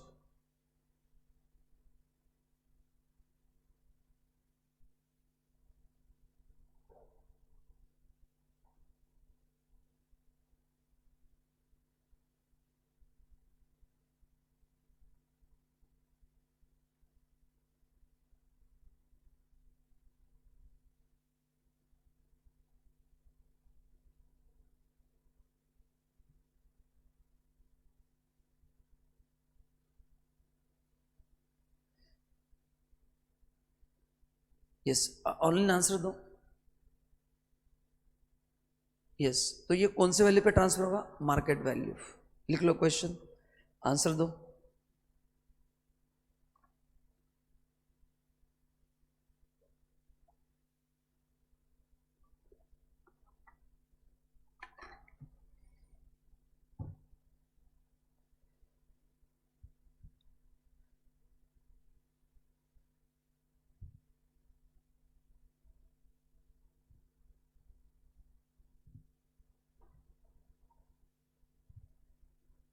यस, तो बोलो सॉल्यूशन क्या होगा?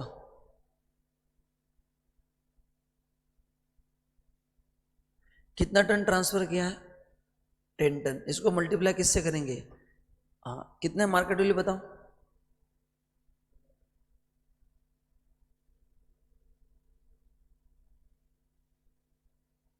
कितना है? 1500।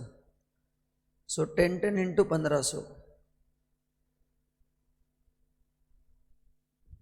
कितना होगा? 15,000। आज के इसके 2 इफेक्ट बताओ, कहाँ कहाँ पे होगा पहला इफेक्ट? क्या होगा ये इफेक्ट? क्या होंगे? Add in agri income. ये एग्री इनकम के लिए सेल माना जाएगा।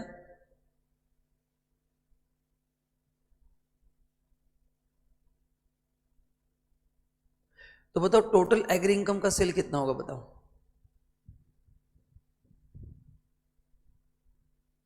अपन ने 5 टन मार्केट में बेचा है, 10 टन खुद के फैक्ट्री को ट्रांसफर किया है, तो बताओ टोटल एग्री इनकम का सेल कितना होगा? सो 5 टन जो बेचा उसका 1500 होगा, एंड जो 10 टन है उसका भी कितना होगा? 1500। तो ये होगा 7,500 और ये होगा 15,000। तो आपको एग्जाम में ये आना जरूरी है। तो जी अगर आप 22,500 तक नहीं पहुंच पाए तो कुछ मतलब नहीं है, आधा करके मतलब नहीं है, आपको 22,500 तक पहुंचना है। आपको समझा कि मैं क्या बोल रहा हूं?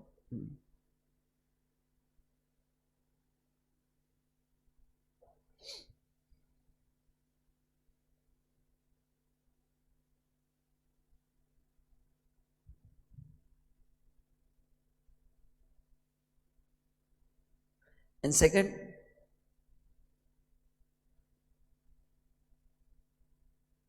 शुगर बिजनेस में परचेस कितना दिखेगा? 15,000 परचेस दिखेगा। तो ये दोनों मत भूलना, जब आप शुगर का इनकम निकालोगे ना तो उसमें इसको खर्चा दिखाना मत भूलना। तो कितने इफेक्ट आपको देना है at a time? 2 effect, agri income के सेल में ऐड करना है, एंड शुगर के कहाँ पे दिखाना है? परचेस में दिखाना है। कहाँ पे दिखाना है? परचेस में दिखाना है। ऑनलाइन क्लियर है क्या आपको? ठीक है, चलिए आगे बढ़ते हैं। एंड नाउ ये रहा आपका फेवरेट क्वेश्चन। क्या अपन देखा था कि एग्री इनकम पे इनडायरेक्टली टैक्स लगता है। टेक्निकली एग्री इनकम एग्जेम्प्ट है, बट अगर ये तीनों कंडीशन फुलफिल हो गई तो बताओ इनडायरेक्टली क्या होता है, बताओ। एग्री इनकम पे इनडायरेक्टली क्या लगता है, टैक्स लगता है। तो आइए तीन कंडीशन अपन पढ़ लेते हैं, बराबर है। पहला कंडीशन क्या है, एसएससी है individual, HUF, AOP, BOI and AJP, इन चारों में से कोई एक एसएससी होना चाहिए। दूसरा, उसका non agri income 2.5 lakh, 3 lakh, 5 lakh से ज़्यादा होना चाहिए। एंड अल्टरनेट टैक्स रेजिम में तो 3 लाख से ज़्यादा होना चाहिए। एंड एग्री इनकम कितने से ज़्यादा होना चाहिए, एग्री इनकम 5,000 से ज़्यादा होना चाहिए।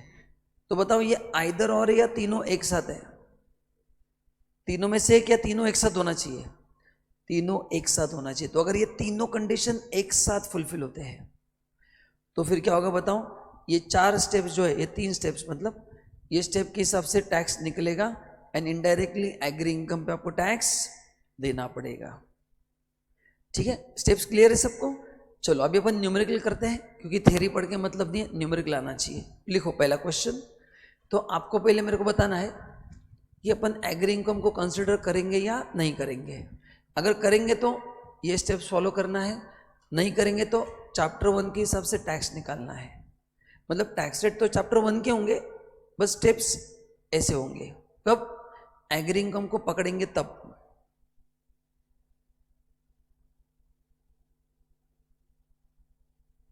चलिए आगे बढ़ते हैं। तो क्वेश्चन लिखो, क्वेश्चन नंबर 1, ध्यान दो सब लोग।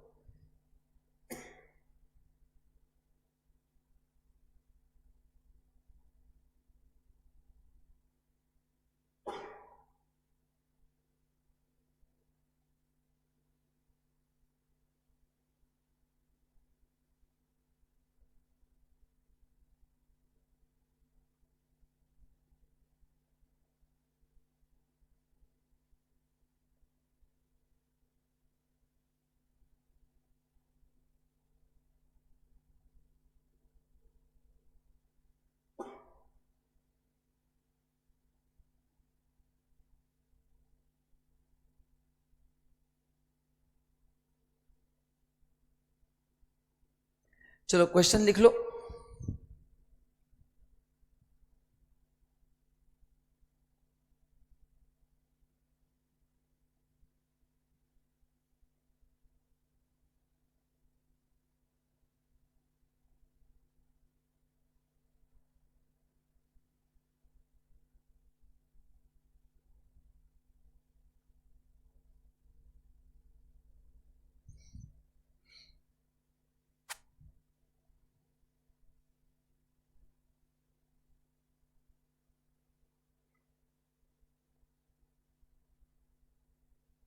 चलो पहले बताओ तीनों कंडीशन फुलफिल हो रही है क्या। पहले बताओ एसएससी कौन है, मिस्टर करम जला, इंडिविजुअल है क्या, है।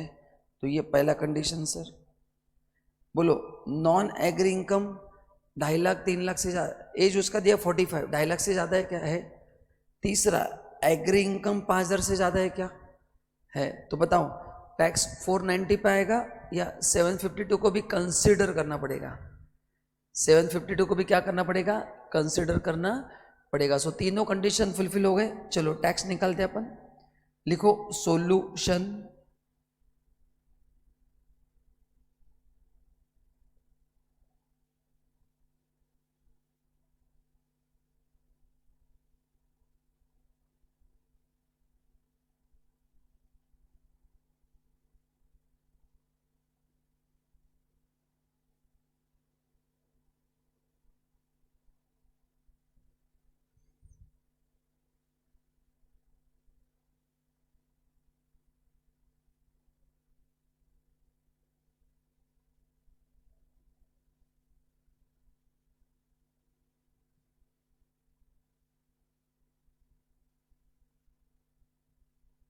चलो पहला स्टेप, तो दोनों को टोटल बताओ। मैं भी कैल से निकालता हूं, 1 मिनट।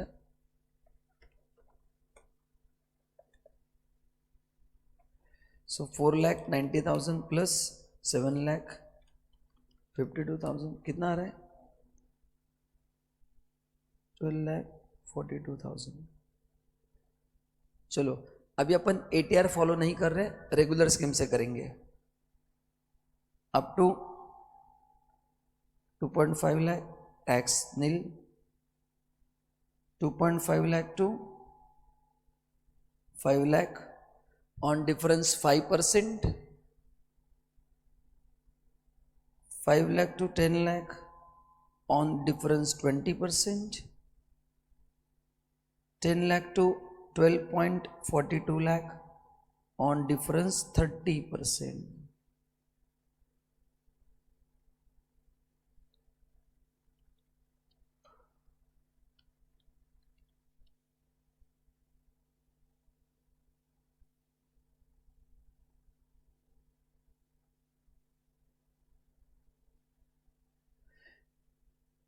वन 72,600 आ रखे देखो, स्टेप 1 का टैक्स ऑनलाइन क्या अलग आ रहा है?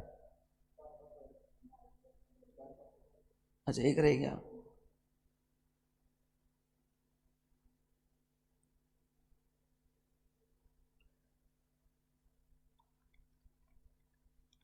सो 185 100 बराबर है क्या? ये हो गया tax as per step 1। Online सब लोग आंसर भेजो, एक ही ने भेजा है 1। हाँ मैंने इंटेंशन नहीं लिया था, तुम्हारा ध्यान है कि नहीं चेक करने के लिए नहीं लिया था। चलो स्टेप 2, चलो स्टेप 2 लिखो।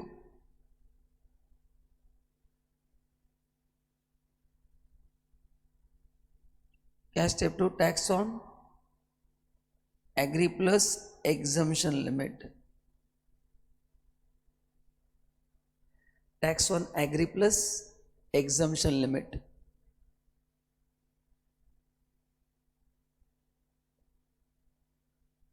तो एग्री इनकम कितना है? 7,52,000 प्लस 2,50,000 कितना आ रहा है? 10,02,000। चेक करो 10,02,000 आ रहा है क्या?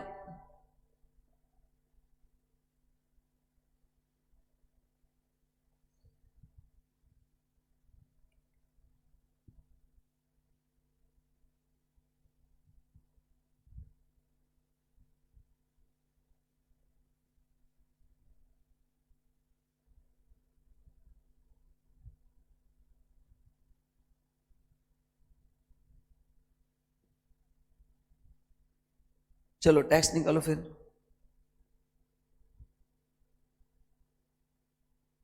Up to 2.5 lakh no tax, 2.5 lakh to 5 lakh 5%। Calculation ध्यान से करना है ना, किसी की याद मत करना, कैलकुलेशन पे ध्यान दो।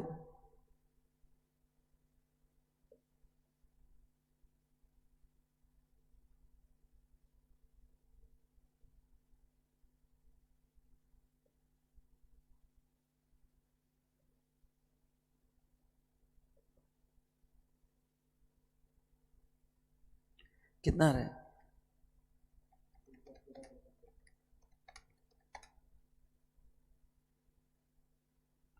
ऑनलाइन फटाफट सब लोग आंसर भेज दो, ऑनलाइन आंसर भेजो सब लोग। दिया ने आंसर भेजा है, जागृति ने भेजा है।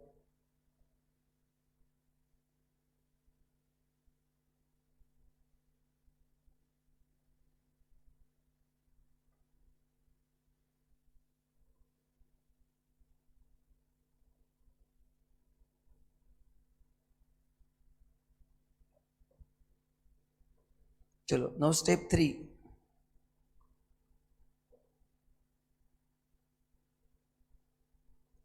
Tax as per step 1 minus step 2।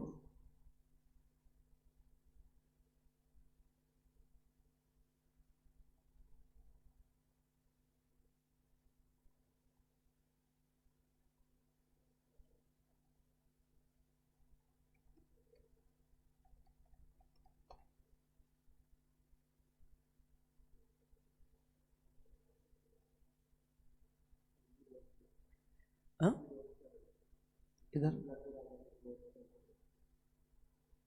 72,000 आ रहा है क्या? चलो अभी आप बताएंगे रिबेट मिलेगा कि नहीं, ऑनलाइन आंसर रिबेट मिलेगा कि नहीं बताओ, एंड क्यों नहीं मिलेगा वो भी बताओ। चलो बताओ रिबेट मिलेगा कि नहीं 87A का, online please give me answer, rebate मिलेगा या नहीं मिलेगा। तब तक मैं मेरा मोबाइल को चार्जिंग पे रख देता हूँ, बेचारा डेड होने को आया है।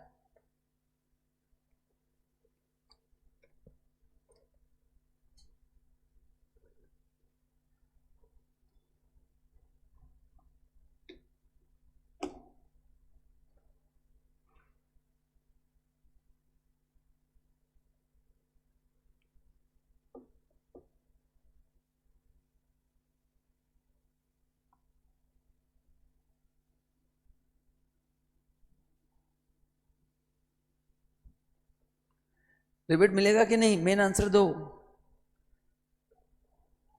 गाइस। आप लोगों ने आज क्या खाया?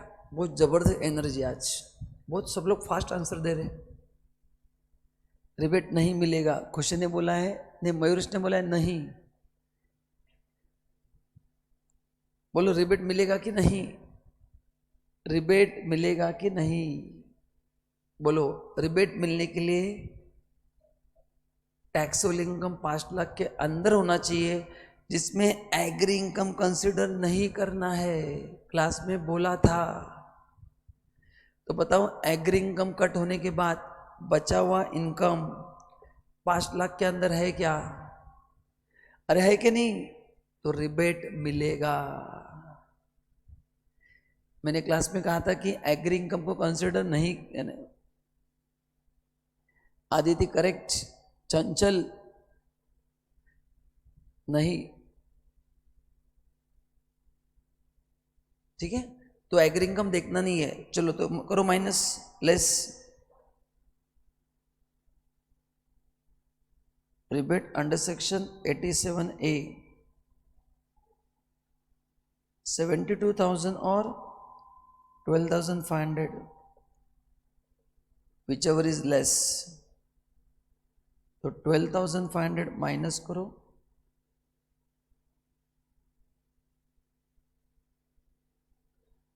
एड 4% सेस,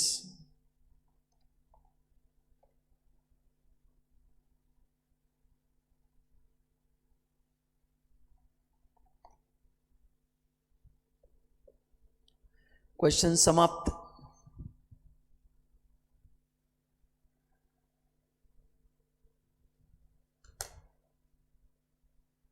तो सबको भी एग्री इनकम में कॉन्फिडेंस आ गया? आपको कुछ डाउट्स है एग्री इनकम में, वो पूछ सकते हैं आप कि सर अभी भी मेरे को कुछ डाउट्स है।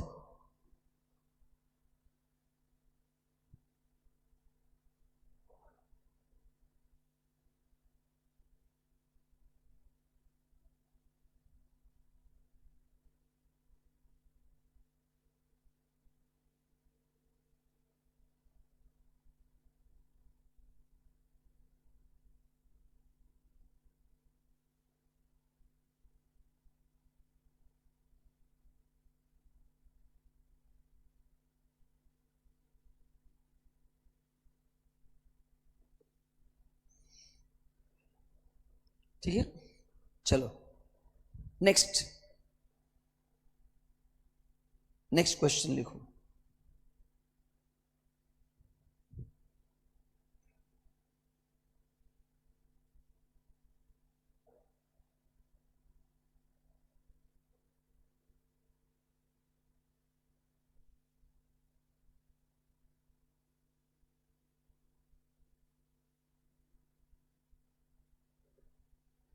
चलो नेक्स्ट क्वेश्चन लिखो, अब ट्राई करो।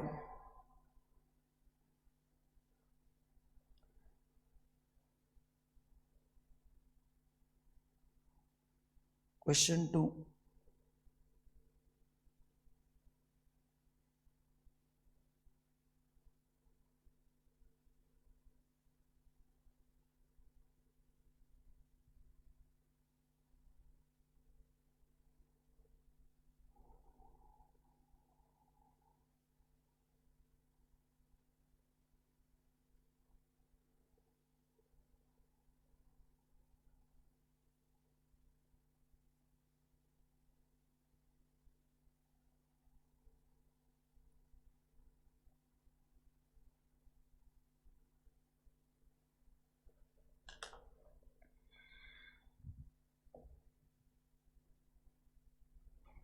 चलो टैक्स निकालो, नेक्स्ट क्वेश्चन।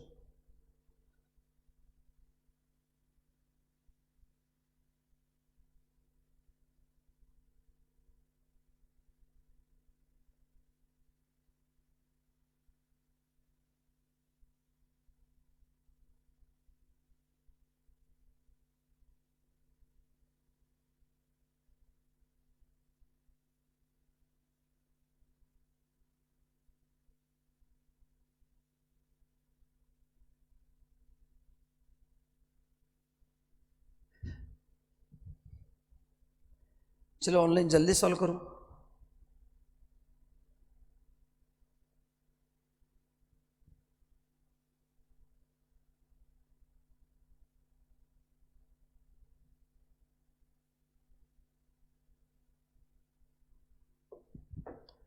चलो टैक्स निकालो फटाफट, देखते कितने लोगों का आता है।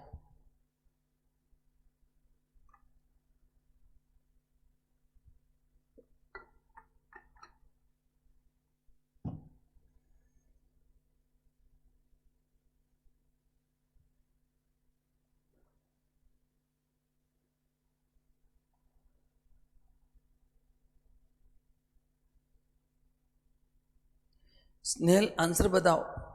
क्वेश्चन में क्वेश्चन क्रिएट मत करो, जस्ट शेयर योर आंसर।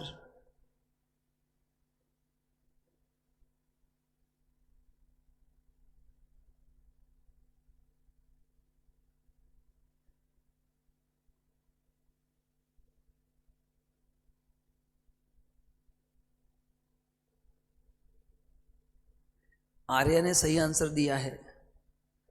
अरे सॉल्व करने की भी जरूरत नहीं है। अच्छा पहले बताओ, एग्री इनकम कंसिडर होगा कि नहीं होगा?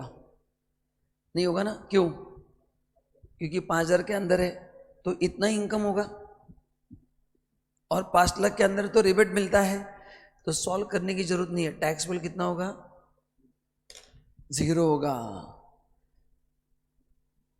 बस एग्जाम में लिखना है क्या कि as agri income is below 5,000 it shall not be consider to determine tax on non agri income. ये पहले नोट लिखना है, तो एग्जाम में नोट क्या लिखना है? क्या लिखना है? As agri income is below 5,000 लिखो, नोट लिखो। जिन्होंने नहीं लिखा उनके लिए बोल रहा हूं। As agri income is below 5,000, as agri income is below 5,000 it shall not be considered,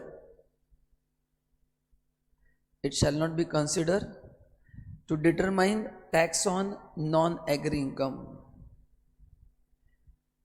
It shall not be determined, it shall not be considered to determine tax on non agri income. Therefore tax is payable only on 4,10,000. Therefore tax is payable only on 4,10,000 and equal to लिख दो 0। Tax आएगा नहीं, आपको पता ही है। ठीक है, तो ये था एग्री इनकम का मेन पार्ट। आपको समझ में आ गया? तो आज अपन ने लगभग 1 घंटे में एग्री इनकम पूरा, आधे घंटे में पूरा रिवीजन कर लिया है। चलिए अभी other income exam from tax, ये आपको पढ़ना है, काफी सिंपल है। बस इसमें कुछ हाँ ये आपको कुछ करना है। बस इसमें एक प्रोविजन है इंपॉर्टेंट, मैं बता देता हूँ। तो ये पार्ट आपको घर पे पढ़ना है, क्योंकि बेसिकली क्या है, देखो ये इनकम एग्जाम फ्रॉम टैक्स है। ठीक है, तो इसमें जो इंपॉर्टेंट है मैं आपको बता देता हूँ, वो है 1010D।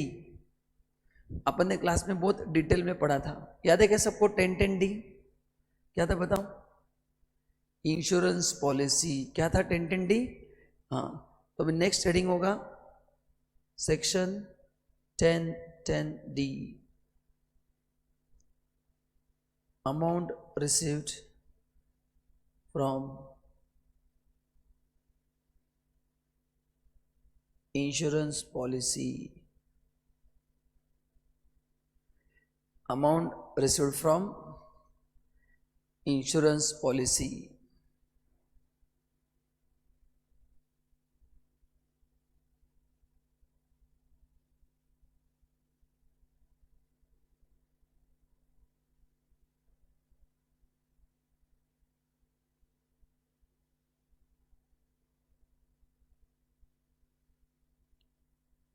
ठीक है, चलो पढ़ते हैं। देखो क्या मैंने दिया था, कौन से देखो, any amount received under life insurance policy including bonus exempt है, लेकिन ये जो ABCD है ये सब क्या है, टैक्सेबल है। तो नॉर्मली इंश्योरेंस, यस ये प्रैक्टिकल लाइफ में भी इंपॉर्टेंट है, तो नॉर्मली इंश्योरेंस कंपनी से मिलने वाला पैसा एग्जेम्प्ट है। लेकिन अगर आपकी पॉलिसी कौन सी है, A वाली है, B वाली है, C वाली है, तो फिर क्या देना पड़ेगा, आपको टैक्स देना पड़ेगा। तो देखते हैं कौन से इंश्योरेंस पॉलिसी का पैसा टैक्सेबल है। नॉर्मली एग्जेम्प्ट होता है, बट अगर ये वाली आपकी पॉलिसी है तो आपको टैक्स देना पड़ेगा। पहला है हैंडीकैप पॉलिसी, मैंने क्लास में कहा था ये किसकी डेथ होना चाहिए, अगर हैंडीकैप की डेथ होती है तो अदर पार्टी को जो पैसा मिलेगा वो टैक्सेबल है, लेकिन अदर पार्टी की डेथ होती है एंड हैंडीकैप को पैसा मिलेगा तो टैक्सेबल नहीं है। तो ये टैक्सेबल होने के लिए किसका डेथ होना जरूरी है, हैंडीकैप का डेथ होना जरूरी है। दूसरा मेरे लिए बहुत इंपॉर्टेंट है Koeman insurance policy. Guys Koeman का फंडा 3 चैप्टर में यूज में आता है, chapter 4 salary, chapter 6 PGBP and chapter 8 income from other source. सब लोग ध्यान से सुनना, कीमन का कैसे कैसे काम होता है। कीमन इंश्योरेंस पॉलिसी, अच्छा कीमन का मतलब क्या आप सबको पता है, जो कंपनी का मेन पर्सन है ना, तो उसका प्रीमियम ऑब्वियसली कौन भरेंगे, एम्प्लॉयर भरेंगे, क्योंकि अगर ये नहीं रहेगा तो कंपनी को बहुत नुकसान होगा, क्योंकि ये कंपनी का मेन ब्रेन है जिसकी वजह से कंपनी इतना प्रॉफिट में चल रही है। तो अगर ये नहीं रहेगा तो क्या होगा, कंपनी का नुकसान होगा। तो इनका इंश्योरेंस निकाल के रखा जाता है। तो इसका प्रीमियम किसने पे किया है, प्रीमियम पेड बाय एम्प्लॉयर। तो कहां पे टैक्सेबल होगा, अच्छा पैसा कब मिलेगा, जब इस बंदे की बेचारे की डेथ हो गई सडनली, है ना, तो इनको जो पैसा मिलेगा taxable under the head, taxable under the head PGBP chapter number 6। तो कीमन का पैसा किसने, प्रीमियम किसने पे किया है, एम्प्लॉयर ने, एंड मैच्योरिटी अमाउंट भी किसको मिला है, एम्प्लॉयर को मिला है। तो पैसा भी एम्प्लॉयर ने पे किया है और मिला भी एम्प्लॉयर को चाहिए, क्योंकि इस बेचारे की डेथ हो गई। तो एम्प्लॉयर के लिए कौन सा इनकम होगा, बिजनेस इनकम होगा। फिर मैंने क्लास में कहा था कि जब वो रिटायर होता है, याद करो, तो पॉलिसी उसको ट्रांसफर किया जाता है, बिकॉज रिटायर होने के बाद ही is no more keyman of the company. तो आफ्टर रिटायरमेंट प्रीमियम कौन देगा बताओ, कंपनी देगी या एम्प्लॉय को देना पड़ेगा, एम्प्लॉय को देना पड़ेगा। किसको देना पड़ेगा, एम्प्लॉय। अब ये पैसा 2 लोगों को मिल सकता है, अगर एम्प्लॉय को मिलता है तो वो सैलरी में जाएगा, एंड उस ये कब होगा, जब पॉलिसी मैच्योर्ड हो गई एंड बेचारे एम्प्लॉयर की डेथ हो गई, तो एम्प्लॉय की डेथ हो गई तो किसको मिलेगा, फैमिली मेंबर को मिलेगा। वो कहाँ पे जाएगा, इनकम फ्रॉम अदर सोर्स। बहुत ही इंपॉर्टेंट प्रोविजन है। तो ये एक इनकम 3 चैप्टर में आता है। बोलो, पहले एम्प्लॉयर को मिला तो कहाँ पे जाएगा, बिजनेस इनकम। एम्प्लॉय को खुद को मिला तो सैलरी, एंड एम्प्लॉयर के फैमिली मेंबर्स को मिला तो कहाँ पे जाएगा, बोलो, इनकम फ्रॉम अदर सोर्स में जाएगा। ऑनलाइन क्लियर के बताइए सब लोग, परफेक्ट है। तो बहुत इंपॉर्टेंट है, एग्जाम में आ सकता है ये, ठीक है। एंड इसको सैलरी में क्या बोलते हैं, profit in lieu of salary. इसको सैलरी में क्या बोलते हैं, profit in lieu of salary, ठीक है। चलिए, ऑनलाइन सबको क्लियर है ये पार्ट, कोई प्रॉब्लम इसमें, चलिए आगे। नाउ इसका अपन ने क्लास में एक टेबल बनाया था CDE का, तो अगर आपके पास मेरे क्लास के नोट्स है तो ये आपके लिए समझने के लिए और आसान होगा। नाउ C में क्या दिया है, आपने जो पॉलिसी लिया है, बोलो कब लिया है, 31 मार्च 2012 के पहले लिया है, एंड अगर उसका प्रीमियम सम एश्योर्ड के 20% से ज़्यादा है, कितने से ज़्यादा है, तो इस पॉलिसी का जब भी पैसा मिलेगा 10 साल के बाद, 5 साल के बाद, उस पर आपको टैक्स देना पड़ेगा। क्यों, क्योंकि इसका प्रीमियम कितने से ज़्यादा है, सम एश्योर्ड के कितने से ज़्यादा है बताओ, 20% से ज़्यादा है। कितने से ज़्यादा है, चलो देखते हैं आपको समझा कि नहीं। मैं एक टेबल बना के आपको दिखाता हूं।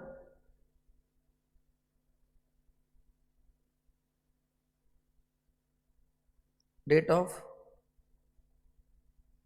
Issue of policy, date of issue of policy कि पॉलिसी इशू कब हुआ है। यह है sum assured. What is SA? South Africa नहीं। सम एश्योर्ड मतलब क्या कि कुछ भी हो गया तो इतना तो पैसा मिलेगा ही। एंड ये है प्रीमियम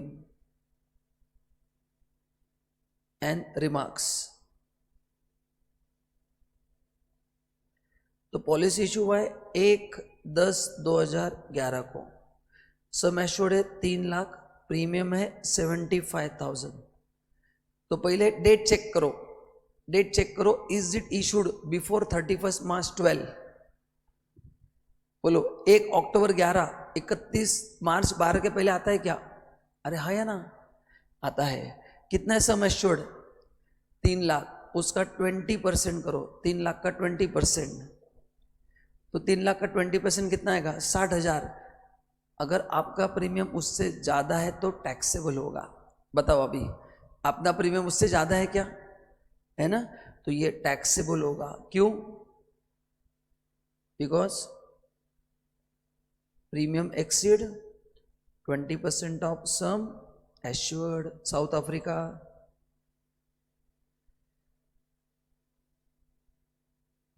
ऑनलाइन बताओ आपको समझा क्या? सेकंड आप सॉल्व करेंगे।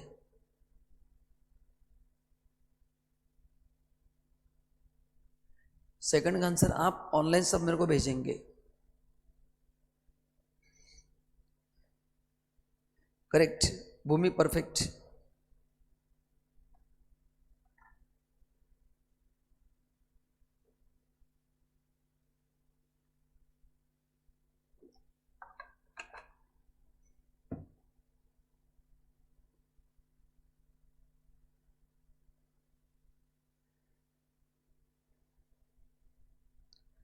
अच्छा सेकंड का आंसर क्या है? टैक्सेबल या एग्जेम्प्ट? बोलो एग्जेम्प्ट। क्यों एग्जेम्प्ट? क्यों? Premium is less than 20% of sum assured. ऐसा अपन ने सिमिलर क्वेश्चन क्लास में भी किया है। आपको समझा क्या? अच्छा ये परसेंटेज बाद में क्या होता जाएगा? अभी कम होता जाएगा। क्या क्या परसेंटेज चेंज हुए कोई बता सकता है? क्या क्या परसेंटेज है? बिफोर 31 मार्च 12 कितना था? 20%। बोलो 12-13 में कितना हो गया? 10% हो गया। 13-14 ऑनवर्ड्स 10% एंड 15% किसके लिए हुआ बताओ? हैंडीकैप के लिए हुआ। कितना हुआ? हैंडीकैप के लिए। तो आज क्या है बताओ परसेंटेज? आज 24-25 में क्या होगा? 10 एंड 15। 15 किसके लिए? हैंडीकैप है तो 15, अदरवाइज 10। तो इससे ज्यादा अगर आपका प्रीमियम है, इससे ज्यादा अगर आपका प्रीमियम है तो क्या करना पड़ेगा? आपको टैक्स देना पड़ेगा। आपको टैक्स देना पड़ेगा। लेकिन इन तीनों में एक एक्सेप्शन है। कुछ याद है क्या आपको? क्या एक्सेप्शन है बताओ? अगर ये डेथ की वजह से पैसा मिलता है तो टैक्सेबल नहीं होगा तीनों केस में। फिर 20 से ज्यादा हो, 10 से ज्यादा हो, 15 से ज्यादा हो, अगर डेथ की वजह से पैसा मिलता है तो टैक्सेबल नहीं होगा। ठीक है, तो ये मैंने आपको बता दिया। तो अपन ने बी कवर किया, सी हो गया, डी हो गया। दिख रहा है आपको? ये 12-13 है, ये 13 है ना। ठीक है, चलो no point number F. No point number F क्या है? आपने यूलिप पॉलिसी लिया। What is ULIP? Unit link insurance plan. What is ULIP? Unit link insurance plan, जिसको हम क्या बोलते हैं? यूलिप। जिसको हम क्या बोलते हैं? यूलिप बोलते हैं। क्या बोलते हैं? यूलिप, बराबर है। एंड अच्छा, what is ULIP? It's a combination of investment and insurance. मैंने कहा था कि इसमें दो प्रोडक्ट कंबाइन होते हैं, तो उसमें भी इंश्योरेंस होता है। तो अगर वो यूलिप पॉलिसी आपने 1 फरवरी 21 के बाद लिया तो ही टैक्सेबल है। वो भी कब? उसका प्रीमियम 2.5 लाख से ज़्यादा होना चाहिए। अच्छा, और इसमें इंश्योरेंस भी है, तो इसके लिए 10% भी पिक्चर में आएगा, क्योंकि ये डेट 2013 के बाद आता है क्या? अरे हाँ, तो इसमें मतलब दो क्राइटेरिया होंगे। आप समझ पाए कि नहीं मेरे को नहीं पता। तो बताओ यूलिप का पैसा कब टैक्सेबल होगा? पहला कंडीशन, अपने पॉलिसी कब लिया है? 1 फरवरी 2021 के बाद, that is the first condition. Second, उसका प्रीमियम कितने से ज़्यादा होना चाहिए? 2.5 लाख से ज़्यादा। एग्रीगेट का मतलब क्या है? सिंगल पॉलिसी लो या 3-4 पॉलिसी, जब भी उस प्रीमियम 2.5 लाख से ऊपर जाएगा टैक्सेबल होगा। और कुछ याद है क्या? सम एश्योर्ड और प्रीमियम कितने से ज़्यादा होना चाहिए? 10% ऑफ सम एश्योर्ड, क्योंकि 10% तो 2013 के बाद चलेगा ना। तो ये दोनों में से एक भी कंडीशन फुलफिल हो गया है तो आपको यूलिप पे क्या करना पड़ेगा? टैक्स देना पड़ेगा। क्या करना पड़ेगा? तो बोलो क्या दो कंडीशन है? प्रीमियम 2.5 लाख के ऊपर होना चाहिए, या फिर वो जो प्रीमियम है वो सम एश्योर्ड के 10% से ज़्यादा होना चाहिए। एंड पॉलिसी कब लेना चाहिए? 1 फरवरी 2021 के बाद। अपने पॉलिसी कब लेना चाहिए? 1 फरवरी 2021 के बाद लेना चाहिए पॉलिसी। कब लेना चाहिए? 1 फरवरी 2021 के बाद पॉलिसी लेना जरूरी है। ठीक है, चलिए अभी मैं आपको एक वर्किंग करके बताता हूँ।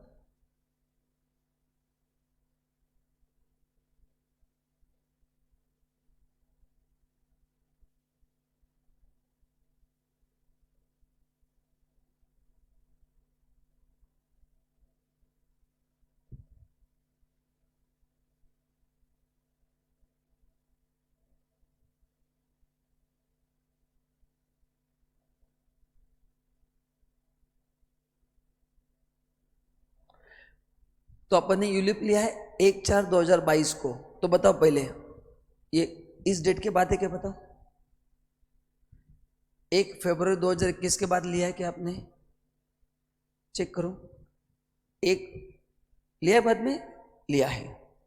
सम एश्योर्ड है 30 लाख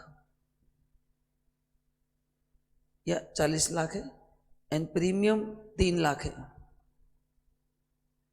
तो बताओ ये टैक्सेबल होगा कि नहीं होगा? एंड होगा तो क्यों होगा? What is the reason? दो रीजन है, या तो प्रीमियम 2.5 लाख के ऊपर चाहिए, या फिर वो सम एश्योर्ड के 10% से ज्यादा होना चाहिए। तो बताओ क्यों टैक्सेबल होगा? 2.5 लाख से ज्यादा है तो ये टैक्सेबल क्यों होगा? Taxable as premium exceeds 2.5 lakh. दूसरा,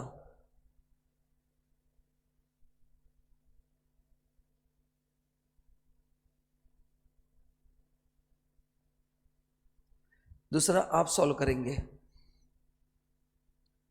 तो यहां पे यूलिप के लिए दोनों चेक करना है।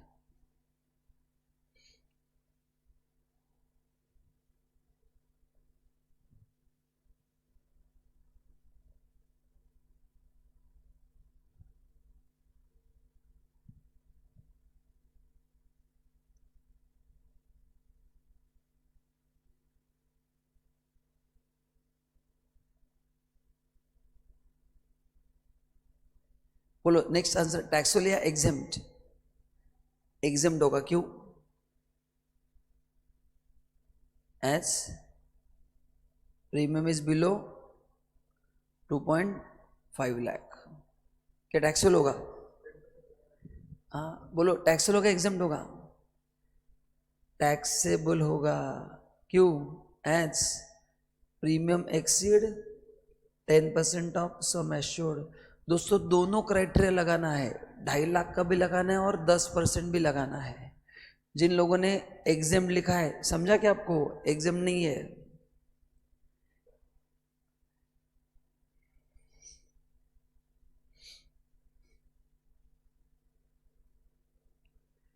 बताओ एग्जाम डेट टैक्सेबल है? ऑनलाइन जिन लोगों ने गलत आंसर किया, बोलो क्यों टैक्सेबल है? क्यों टैक्सेबल है? अरे रीजन तो बताओ।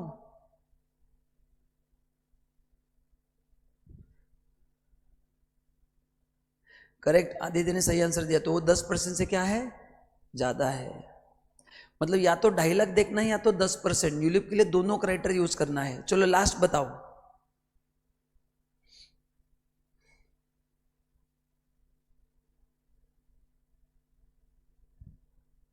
एंड आई होप आपको रिवीजन लेक्चर का बहुत फायदा हो रहा है। रिवीजन हो रहा है कि नहीं पूरा?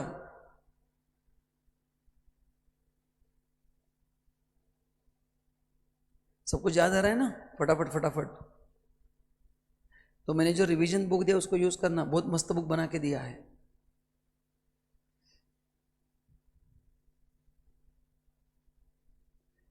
बोलो तीसरा क्या होगा? तीसरा एग्जेम्प्ट होगा। क्यों? ना प्रीमियम 2.5 लाख से ज्यादा है, ना 10% से, सम एश्योर्ड के 10% से ज्यादा है, तो तीसरा एग्जेम्प्ट होगा। आई होप ऑनलाइन सब आंसर भेजो फटाफट। हो गया, ज्यादा समय नहीं लूंगा आपका, आधा घंटा है, 10:15 बजे छोड़ दूंगा। आज अपन सैलरी स्टार्ट करने वाले हैं, इसलिए रुको। चलिए, एंड फिर बाद में एक था 1423 के बाद आप अगर नया पॉलिसी लेते हैं तो उसमें भी 2 लिमिट है, एक 5 लाख भी होगा, और जैसे यूलिप में 2 लिमिट है वैसे 1423 का अमेंडमेंट है कि 1423 के बाद अगर आप कोई नया पॉलिसी लेते हो LIC का, तो प्रीमियम 5 लाख के ऊपर गया टैक्स दो। प्रीमियम 5 के ऊपर नहीं है लेकिन सम एश्योर्ड के 10% से ज़्यादा है तो भी आपको क्या करना पड़ेगा, टैक्स देना पड़ेगा। बस, तो ये मेरे को आपके साथ डिस्कस करना था। बाकी आप इसको एक बार पढ़ के छोड़ देना, कुछ काम का नहीं है। एंड अभी अपन स्टार्ट करेंगे आपका favourite topic, income from salary. इसको मैं आराम से रिवाइज करूंगा, एक एक प्रोविजन आपको एकदम डीप में जाके बताने वाला हूँ, ठीक है? सो ये थोड़ा मैं स्लो करूंगा। आज का वीक, नेक्स्ट वीक भी पूरा मैं सैलरी डिस्कस करूंगा एंड उसके बाद अपन हाउस प्रॉपर्टी में जंप करेंगे, ठीक है? चलो, तो इनकम फ्रॉम सैलरी। अच्छा, सैलरी इनकम मानने के लिए 2 चीज़ें होना जरूरी है। पेयर और पेई में क्या होना चाहिए, एम्प्लॉयर एम्प्लॉय का रिश्ता होना चाहिए, एंड पेमेंट उस कैपेसिटी में होना चाहिए। जेठालाल बबीता नहीं, याद है डायग्राम दिखाया था? तो अगर 2 कंडीशन एक साथ फुलफिल होते हैं तो इनकम फ्रॉम सैलरी माना जाएगा। जैसे करण जौहर का मूवी आ रहा है, बहुत कुछ होता है, उसमें शाहरुख खान को 15 करोड़ रुपए मिला है। तो बताओ, वो शाहरुख खान के लिए सैलरी इनकम होगा क्या? क्या उसके लिए बिजनेस या प्रोफेशनल इनकम होगा? प्रोफेशनल इनकम होगा, क्योंकि शाहरुख खान एम्प्लॉय नहीं है करण जौहर का, ठीक है? ठीक है, यस। चलो, तो ये टेबल अपन ने पढ़ा है कि नहीं बताओ? तो सैलरी में सबसे पहले क्या लर्न करना है कि अगर हम ATR में है तो कौन से बेनिफिट नहीं मिलेंगे, बताओ? अगर मैं ATR में जाता हूँ तो लीव ट्रैवल कंसेशन पूरा taxable, HRA fully taxable, helper allowance fully taxable. अरे अपन ने क्लास में कवर किया कि नहीं? तो वही तो लिस्ट में पढ़ रहा हूँ वापिस। तो बोलो ATR में क्या क्या होगा fully taxable? Leave travel concession taxable, दूसरा HRA टैक्सेबल। अच्छा, ये लिस्ट आपको रटना पड़ेगा क्योंकि एग्जाम में कुछ नहीं दिया तो अपन कैसे सॉल्व करेंगे बताओ? ATR के हिसाब से सॉल्व करना है कि नहीं? तो आपको पता होना चाहिए कि कौन से अलाउंसेस, कौन से परक्विजिट का बेनिफिट नहीं मिलेगा, एंड इन टर्न वो फुल्ली टैक्सेबल हो जाएंगे। वो फुल्ली क्या हो जाएंगे? टैक्सेबल हो जाएंगे। तो कौन सा नहीं मिलेगा?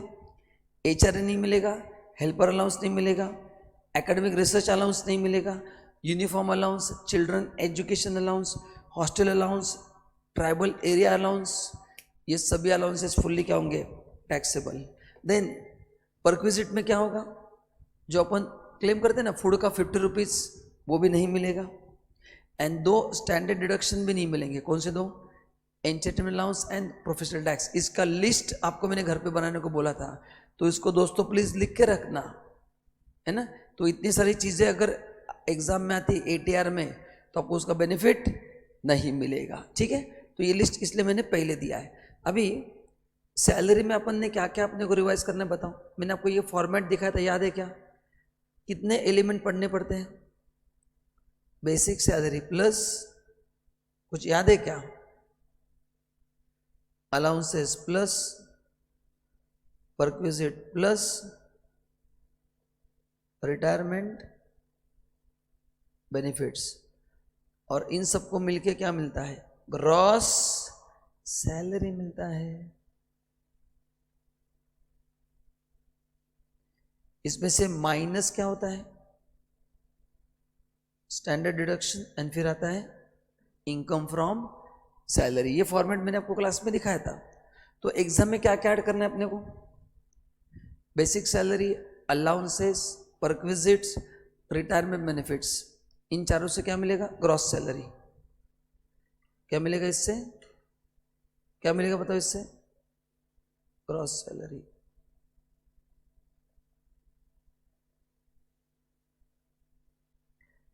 फिर उसमें से क्या क्या मैनेज होगा? Standard deduction, professional tax, entertainment allowance, and फिर आएगा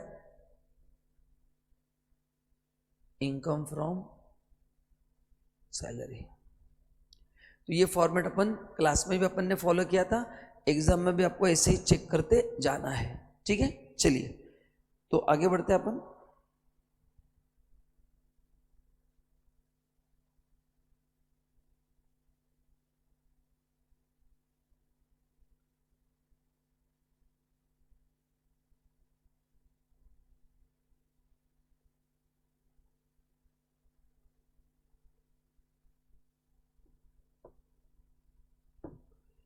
चलो आगे, अभी पहला अपन पढ़ने जा रहे हैं बेसिक सैलरी, फिर पढ़ाऊंगा अलाउंसेस, फिर परक्विजिट, लाइन से जाएंगे। ठीक है, चलिए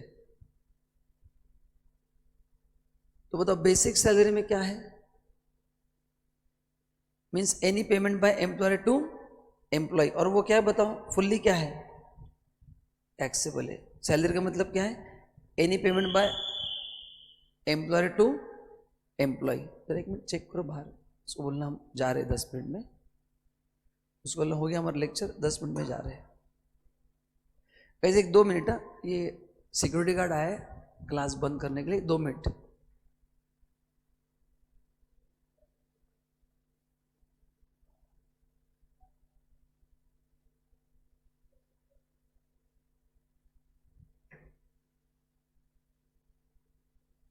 चलिए,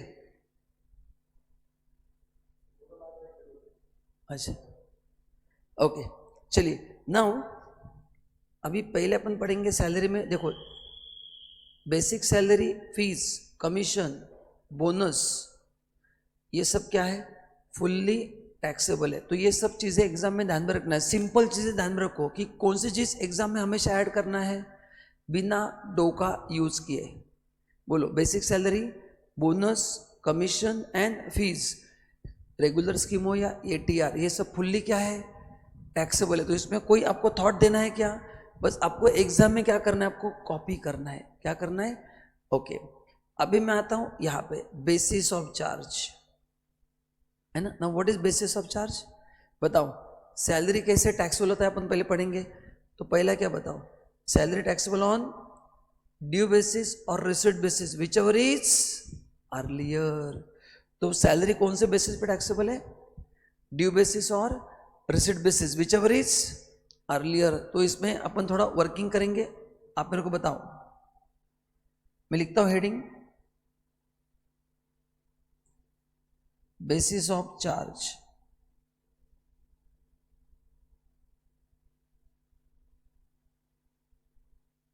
सैलरीज टैक्सेबल ऑन ड्यू और receipt, whichever is earlier. अब इसमें दो पार्ट है, ड्यू होने के दो पार्ट है। पहले क्या होता है बताओ? Last day of the month,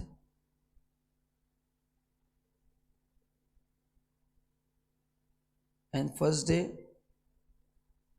of the next month.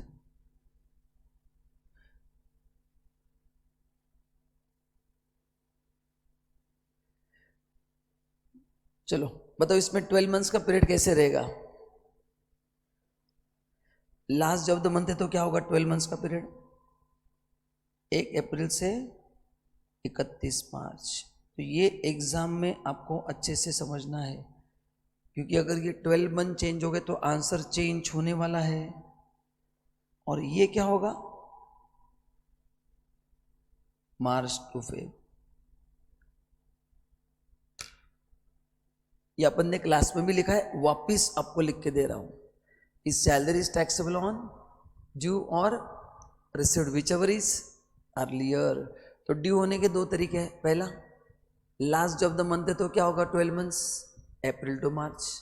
And अगर first day of the next month है तो क्या होगा, February to March, March to Feb, I am sorry, ठीक है। एंड एग्जाम में कुछ भी नहीं दिया तो क्या करना है बताओ, अप्रैल टू मार्च लेना है। एग्जाम में कुछ भी नहीं दिया तो क्या लेना है बताओ, अप्रैल टू मार्च लेना है। सबको याद रहेगा ये, वेरी इंपॉर्टेंट, कोई कंफ्यूजन, ठीक है। Now what is advance salary and what is arrears. Advance का मतलब मैंने अगले साल का सैलरी इस साल लिया है, तो बताओ वो ड्यू हुआ है या रिसीड हुआ है, क्योंकि ड्यू तो बाद में होगा। तो बोलो एडवांस सैलरी कौन से बेसिस पे टैक्सेबल है, रिसीट बेसिस पे टैक्सेबल है। कौन से बेसिस पे, हाँ। And what is arrears. Arrears का मतलब क्या है, increase in salary with backdated effect, with retrospective effect. मेरे को प्रमोशन आज मिला है बट वो बैकडेटेड मिला है, तो जो 2 साल का पीरियड खत्म हुआ उसका भी मेरे को प्रमोशन आज मिला है। तो मेरा सैलरी आज से नहीं बढ़ा है, लेटर मेरे को आज मिला है, लेकिन सैलरी 2 साल पहले से बढ़ा है। तो जो 2 साल का पीरियड खत्म हो गया उसका भी इंक्रीमेंट मेरे को आज मिलेगा। तो एडवांस सैलरी हो या एरियर्स हो, आपको क्या ध्यान में रखना है, जिस साल मिला है उस साल टैक्स लगेगा, ठीक है। फिर वापस डबल टैक्सेशन नहीं होगा। And advanced against salary is called as what, loan. And loan पे टैक्स लगता है क्या, लोन पे टैक्स नहीं लगता है, मैंने कहा था। तो एडवांस सैलरी है तो टैक्स आएगा, बट एडवांस अगेंस्ट सैलरी है तो आपको टैक्स देने की जरूरत नहीं है। यहां तक क्लियर है क्या सबको, ठीक है। तो ये अपन ने पढ़ा था। अच्छा, ये क्वेश्चन अपन ने क्लास में ही किया था, तो आपको घर पे ये ट्राई करना है। सेम क्वेश्चन जो मैंने क्लास में लिया है सेम है, आपके पास ऑलरेडी सॉल्यूशन है, ठीक है। ओके, नाउ आता है आपका प्यार मोहब्बत वाला पार्ट, पे स्केल।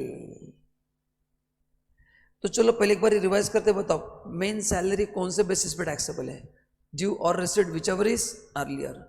बोलो एडवांस सैलरी कौन से बेसिस पे टैक्सेबल है, रिसीट बेसिस। एरियर्स कौन से बेसिस पे टैक्सेबल है, रिसीट। बोलो व्हाट इज एडवांस, मैंने अगले साल का सैलरी आज लिया। And what is arrears, what is arrears, increase in salary with retrospective effect, जो पीरियड खत्म हुआ है उसका मेरे को इंक्रीमेंट आज मिला है, ठीक है। तो इसका मैं आपको एक मस्त एग्जाम्पल बना के दिखाता हूं, आप मेरे को बताएंगे कौन से अमाउंट पे आपको टैक्स देना है, ठीक है। आप लिखना मत, आप देखो, आपको पहले क्वेश्चन देख लो फिर लिखो, मैं आपको टाइम देता हूं। तो ये है प्रीवियस ईयर 24-25, ठीक है। उसका रेगुलर सैलरी है 5 लाख रुपया, ठीक है।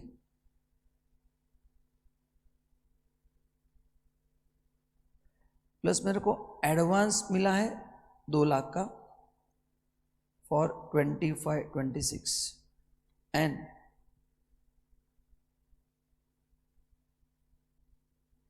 प्रीवियस ईयर 23-24 का एरियर्स मिला है 3 लाख, ठीक है। तो बताओ इस साल कितने इनकम पे टैक्स आएगा,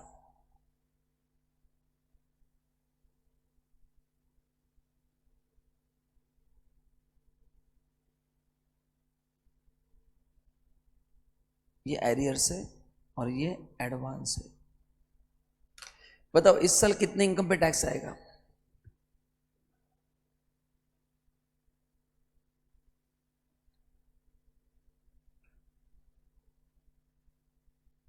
चलो कैलकुलेट करो।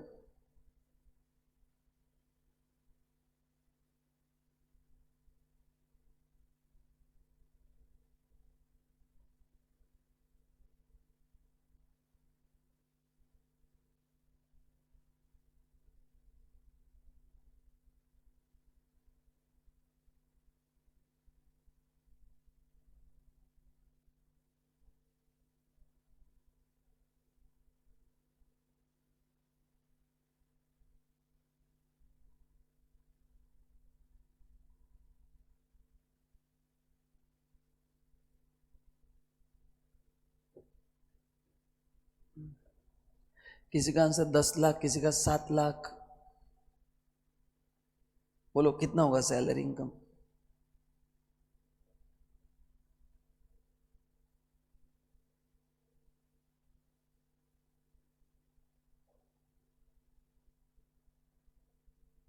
बोलो आंसर क्या है? 10 lakh is the right answer. अरे अभी तो कहा था ना कि advance and arrears is taxable in the year of receipt. वो कौन से साल से है फर्क नहीं पड़ता है, रिसीव्ड कब हुआ है 24-25 में। ये उस थेरी का मतलब है। करेक्ट, मीरा ने सही बोला है कि सर एडवांस हो या एरियर्स हो दोनों टैक्सेबल है in the year of receipt. तो इसी साल आपको मस्त है कि 10 लाख में टैक्स देना है। अच्छा बताओ फिर 25-26 में कितने में टैक्स आएगा? 25-26 का इनकम कितना है? 5 लाख। उसमें से 2 लाख ऑलरेडी टैक्स हो चुका है, तो 2 लाख अपन ने एडवांस बेसिस पे, तो 25-26 में टैक्स 3 लाख पे आएगा। ये समझा क्या बताऊं? तो ये भी लिख लो।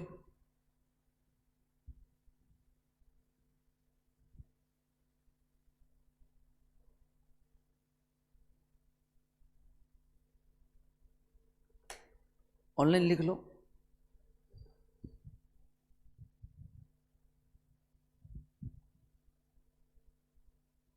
ठीक है, यस। तो बताओ आपको लेक्चर आज का कैसा लगा? आज अपन ने चैप्टर 3 पूरा कंप्लीट कर दिया है। सैलरी की शुरुआत की है। मैं पे स्केल नेक्स्ट लेक्चर में लूंगा। कौन सा लेक्चर में लूंगा? क्योंकि उसके लिए टाइम लगेगा और भागा दौड़ी में अपन लेक्चर आराम से करेंगे।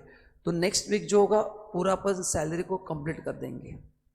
नेक्स्ट वीक का लेक्चर थोड़ा बड़ा होगा, 2.5-3 घंटे का होगा, बट सैलरी पूरा क्या कर देंगे अपन, अच्छे से कंप्लीट कर देंगे। तो गाइज लेक्चर अच्छा लगा तो कमेंट जरूर करना एंड आपके दोस्तों के साथ वीडियो शेयर भी करना। चलिए guys, thank you so much, good night. And अभी आपका संडे पार्टी चालू। मॉम डैड से ऑफिशियल परमिशन मिल गया कि 2 घंटा लेक्चर किया सर के साथ। अभी इंस्टाग्राम पे रील देखना स्टार्ट करो, है ना, या स्नैपचैट पे फोटो भेजना स्टार्ट करो। चैत्रल तुम क्या करती हो? दोनों करती हो, वेरी गुड। सोऊंगी जाके, ग्रेट ग्रेट। तो गाइज कैसा लगा आपको लेक्चर? यस। तो guys thank you so much. बस आपके अच्छे कमेंट्स ही हमारे लिए मोटिवेशन है। बस आपका फायदा होना चाहिए और रिजल्ट इंप्रूव होना चाहिए। तो कमेंट करते रहिए और लेक्चर देखते रहिए। Thank you so much, good night and see you soon, bye bye. चलो बाय बाय।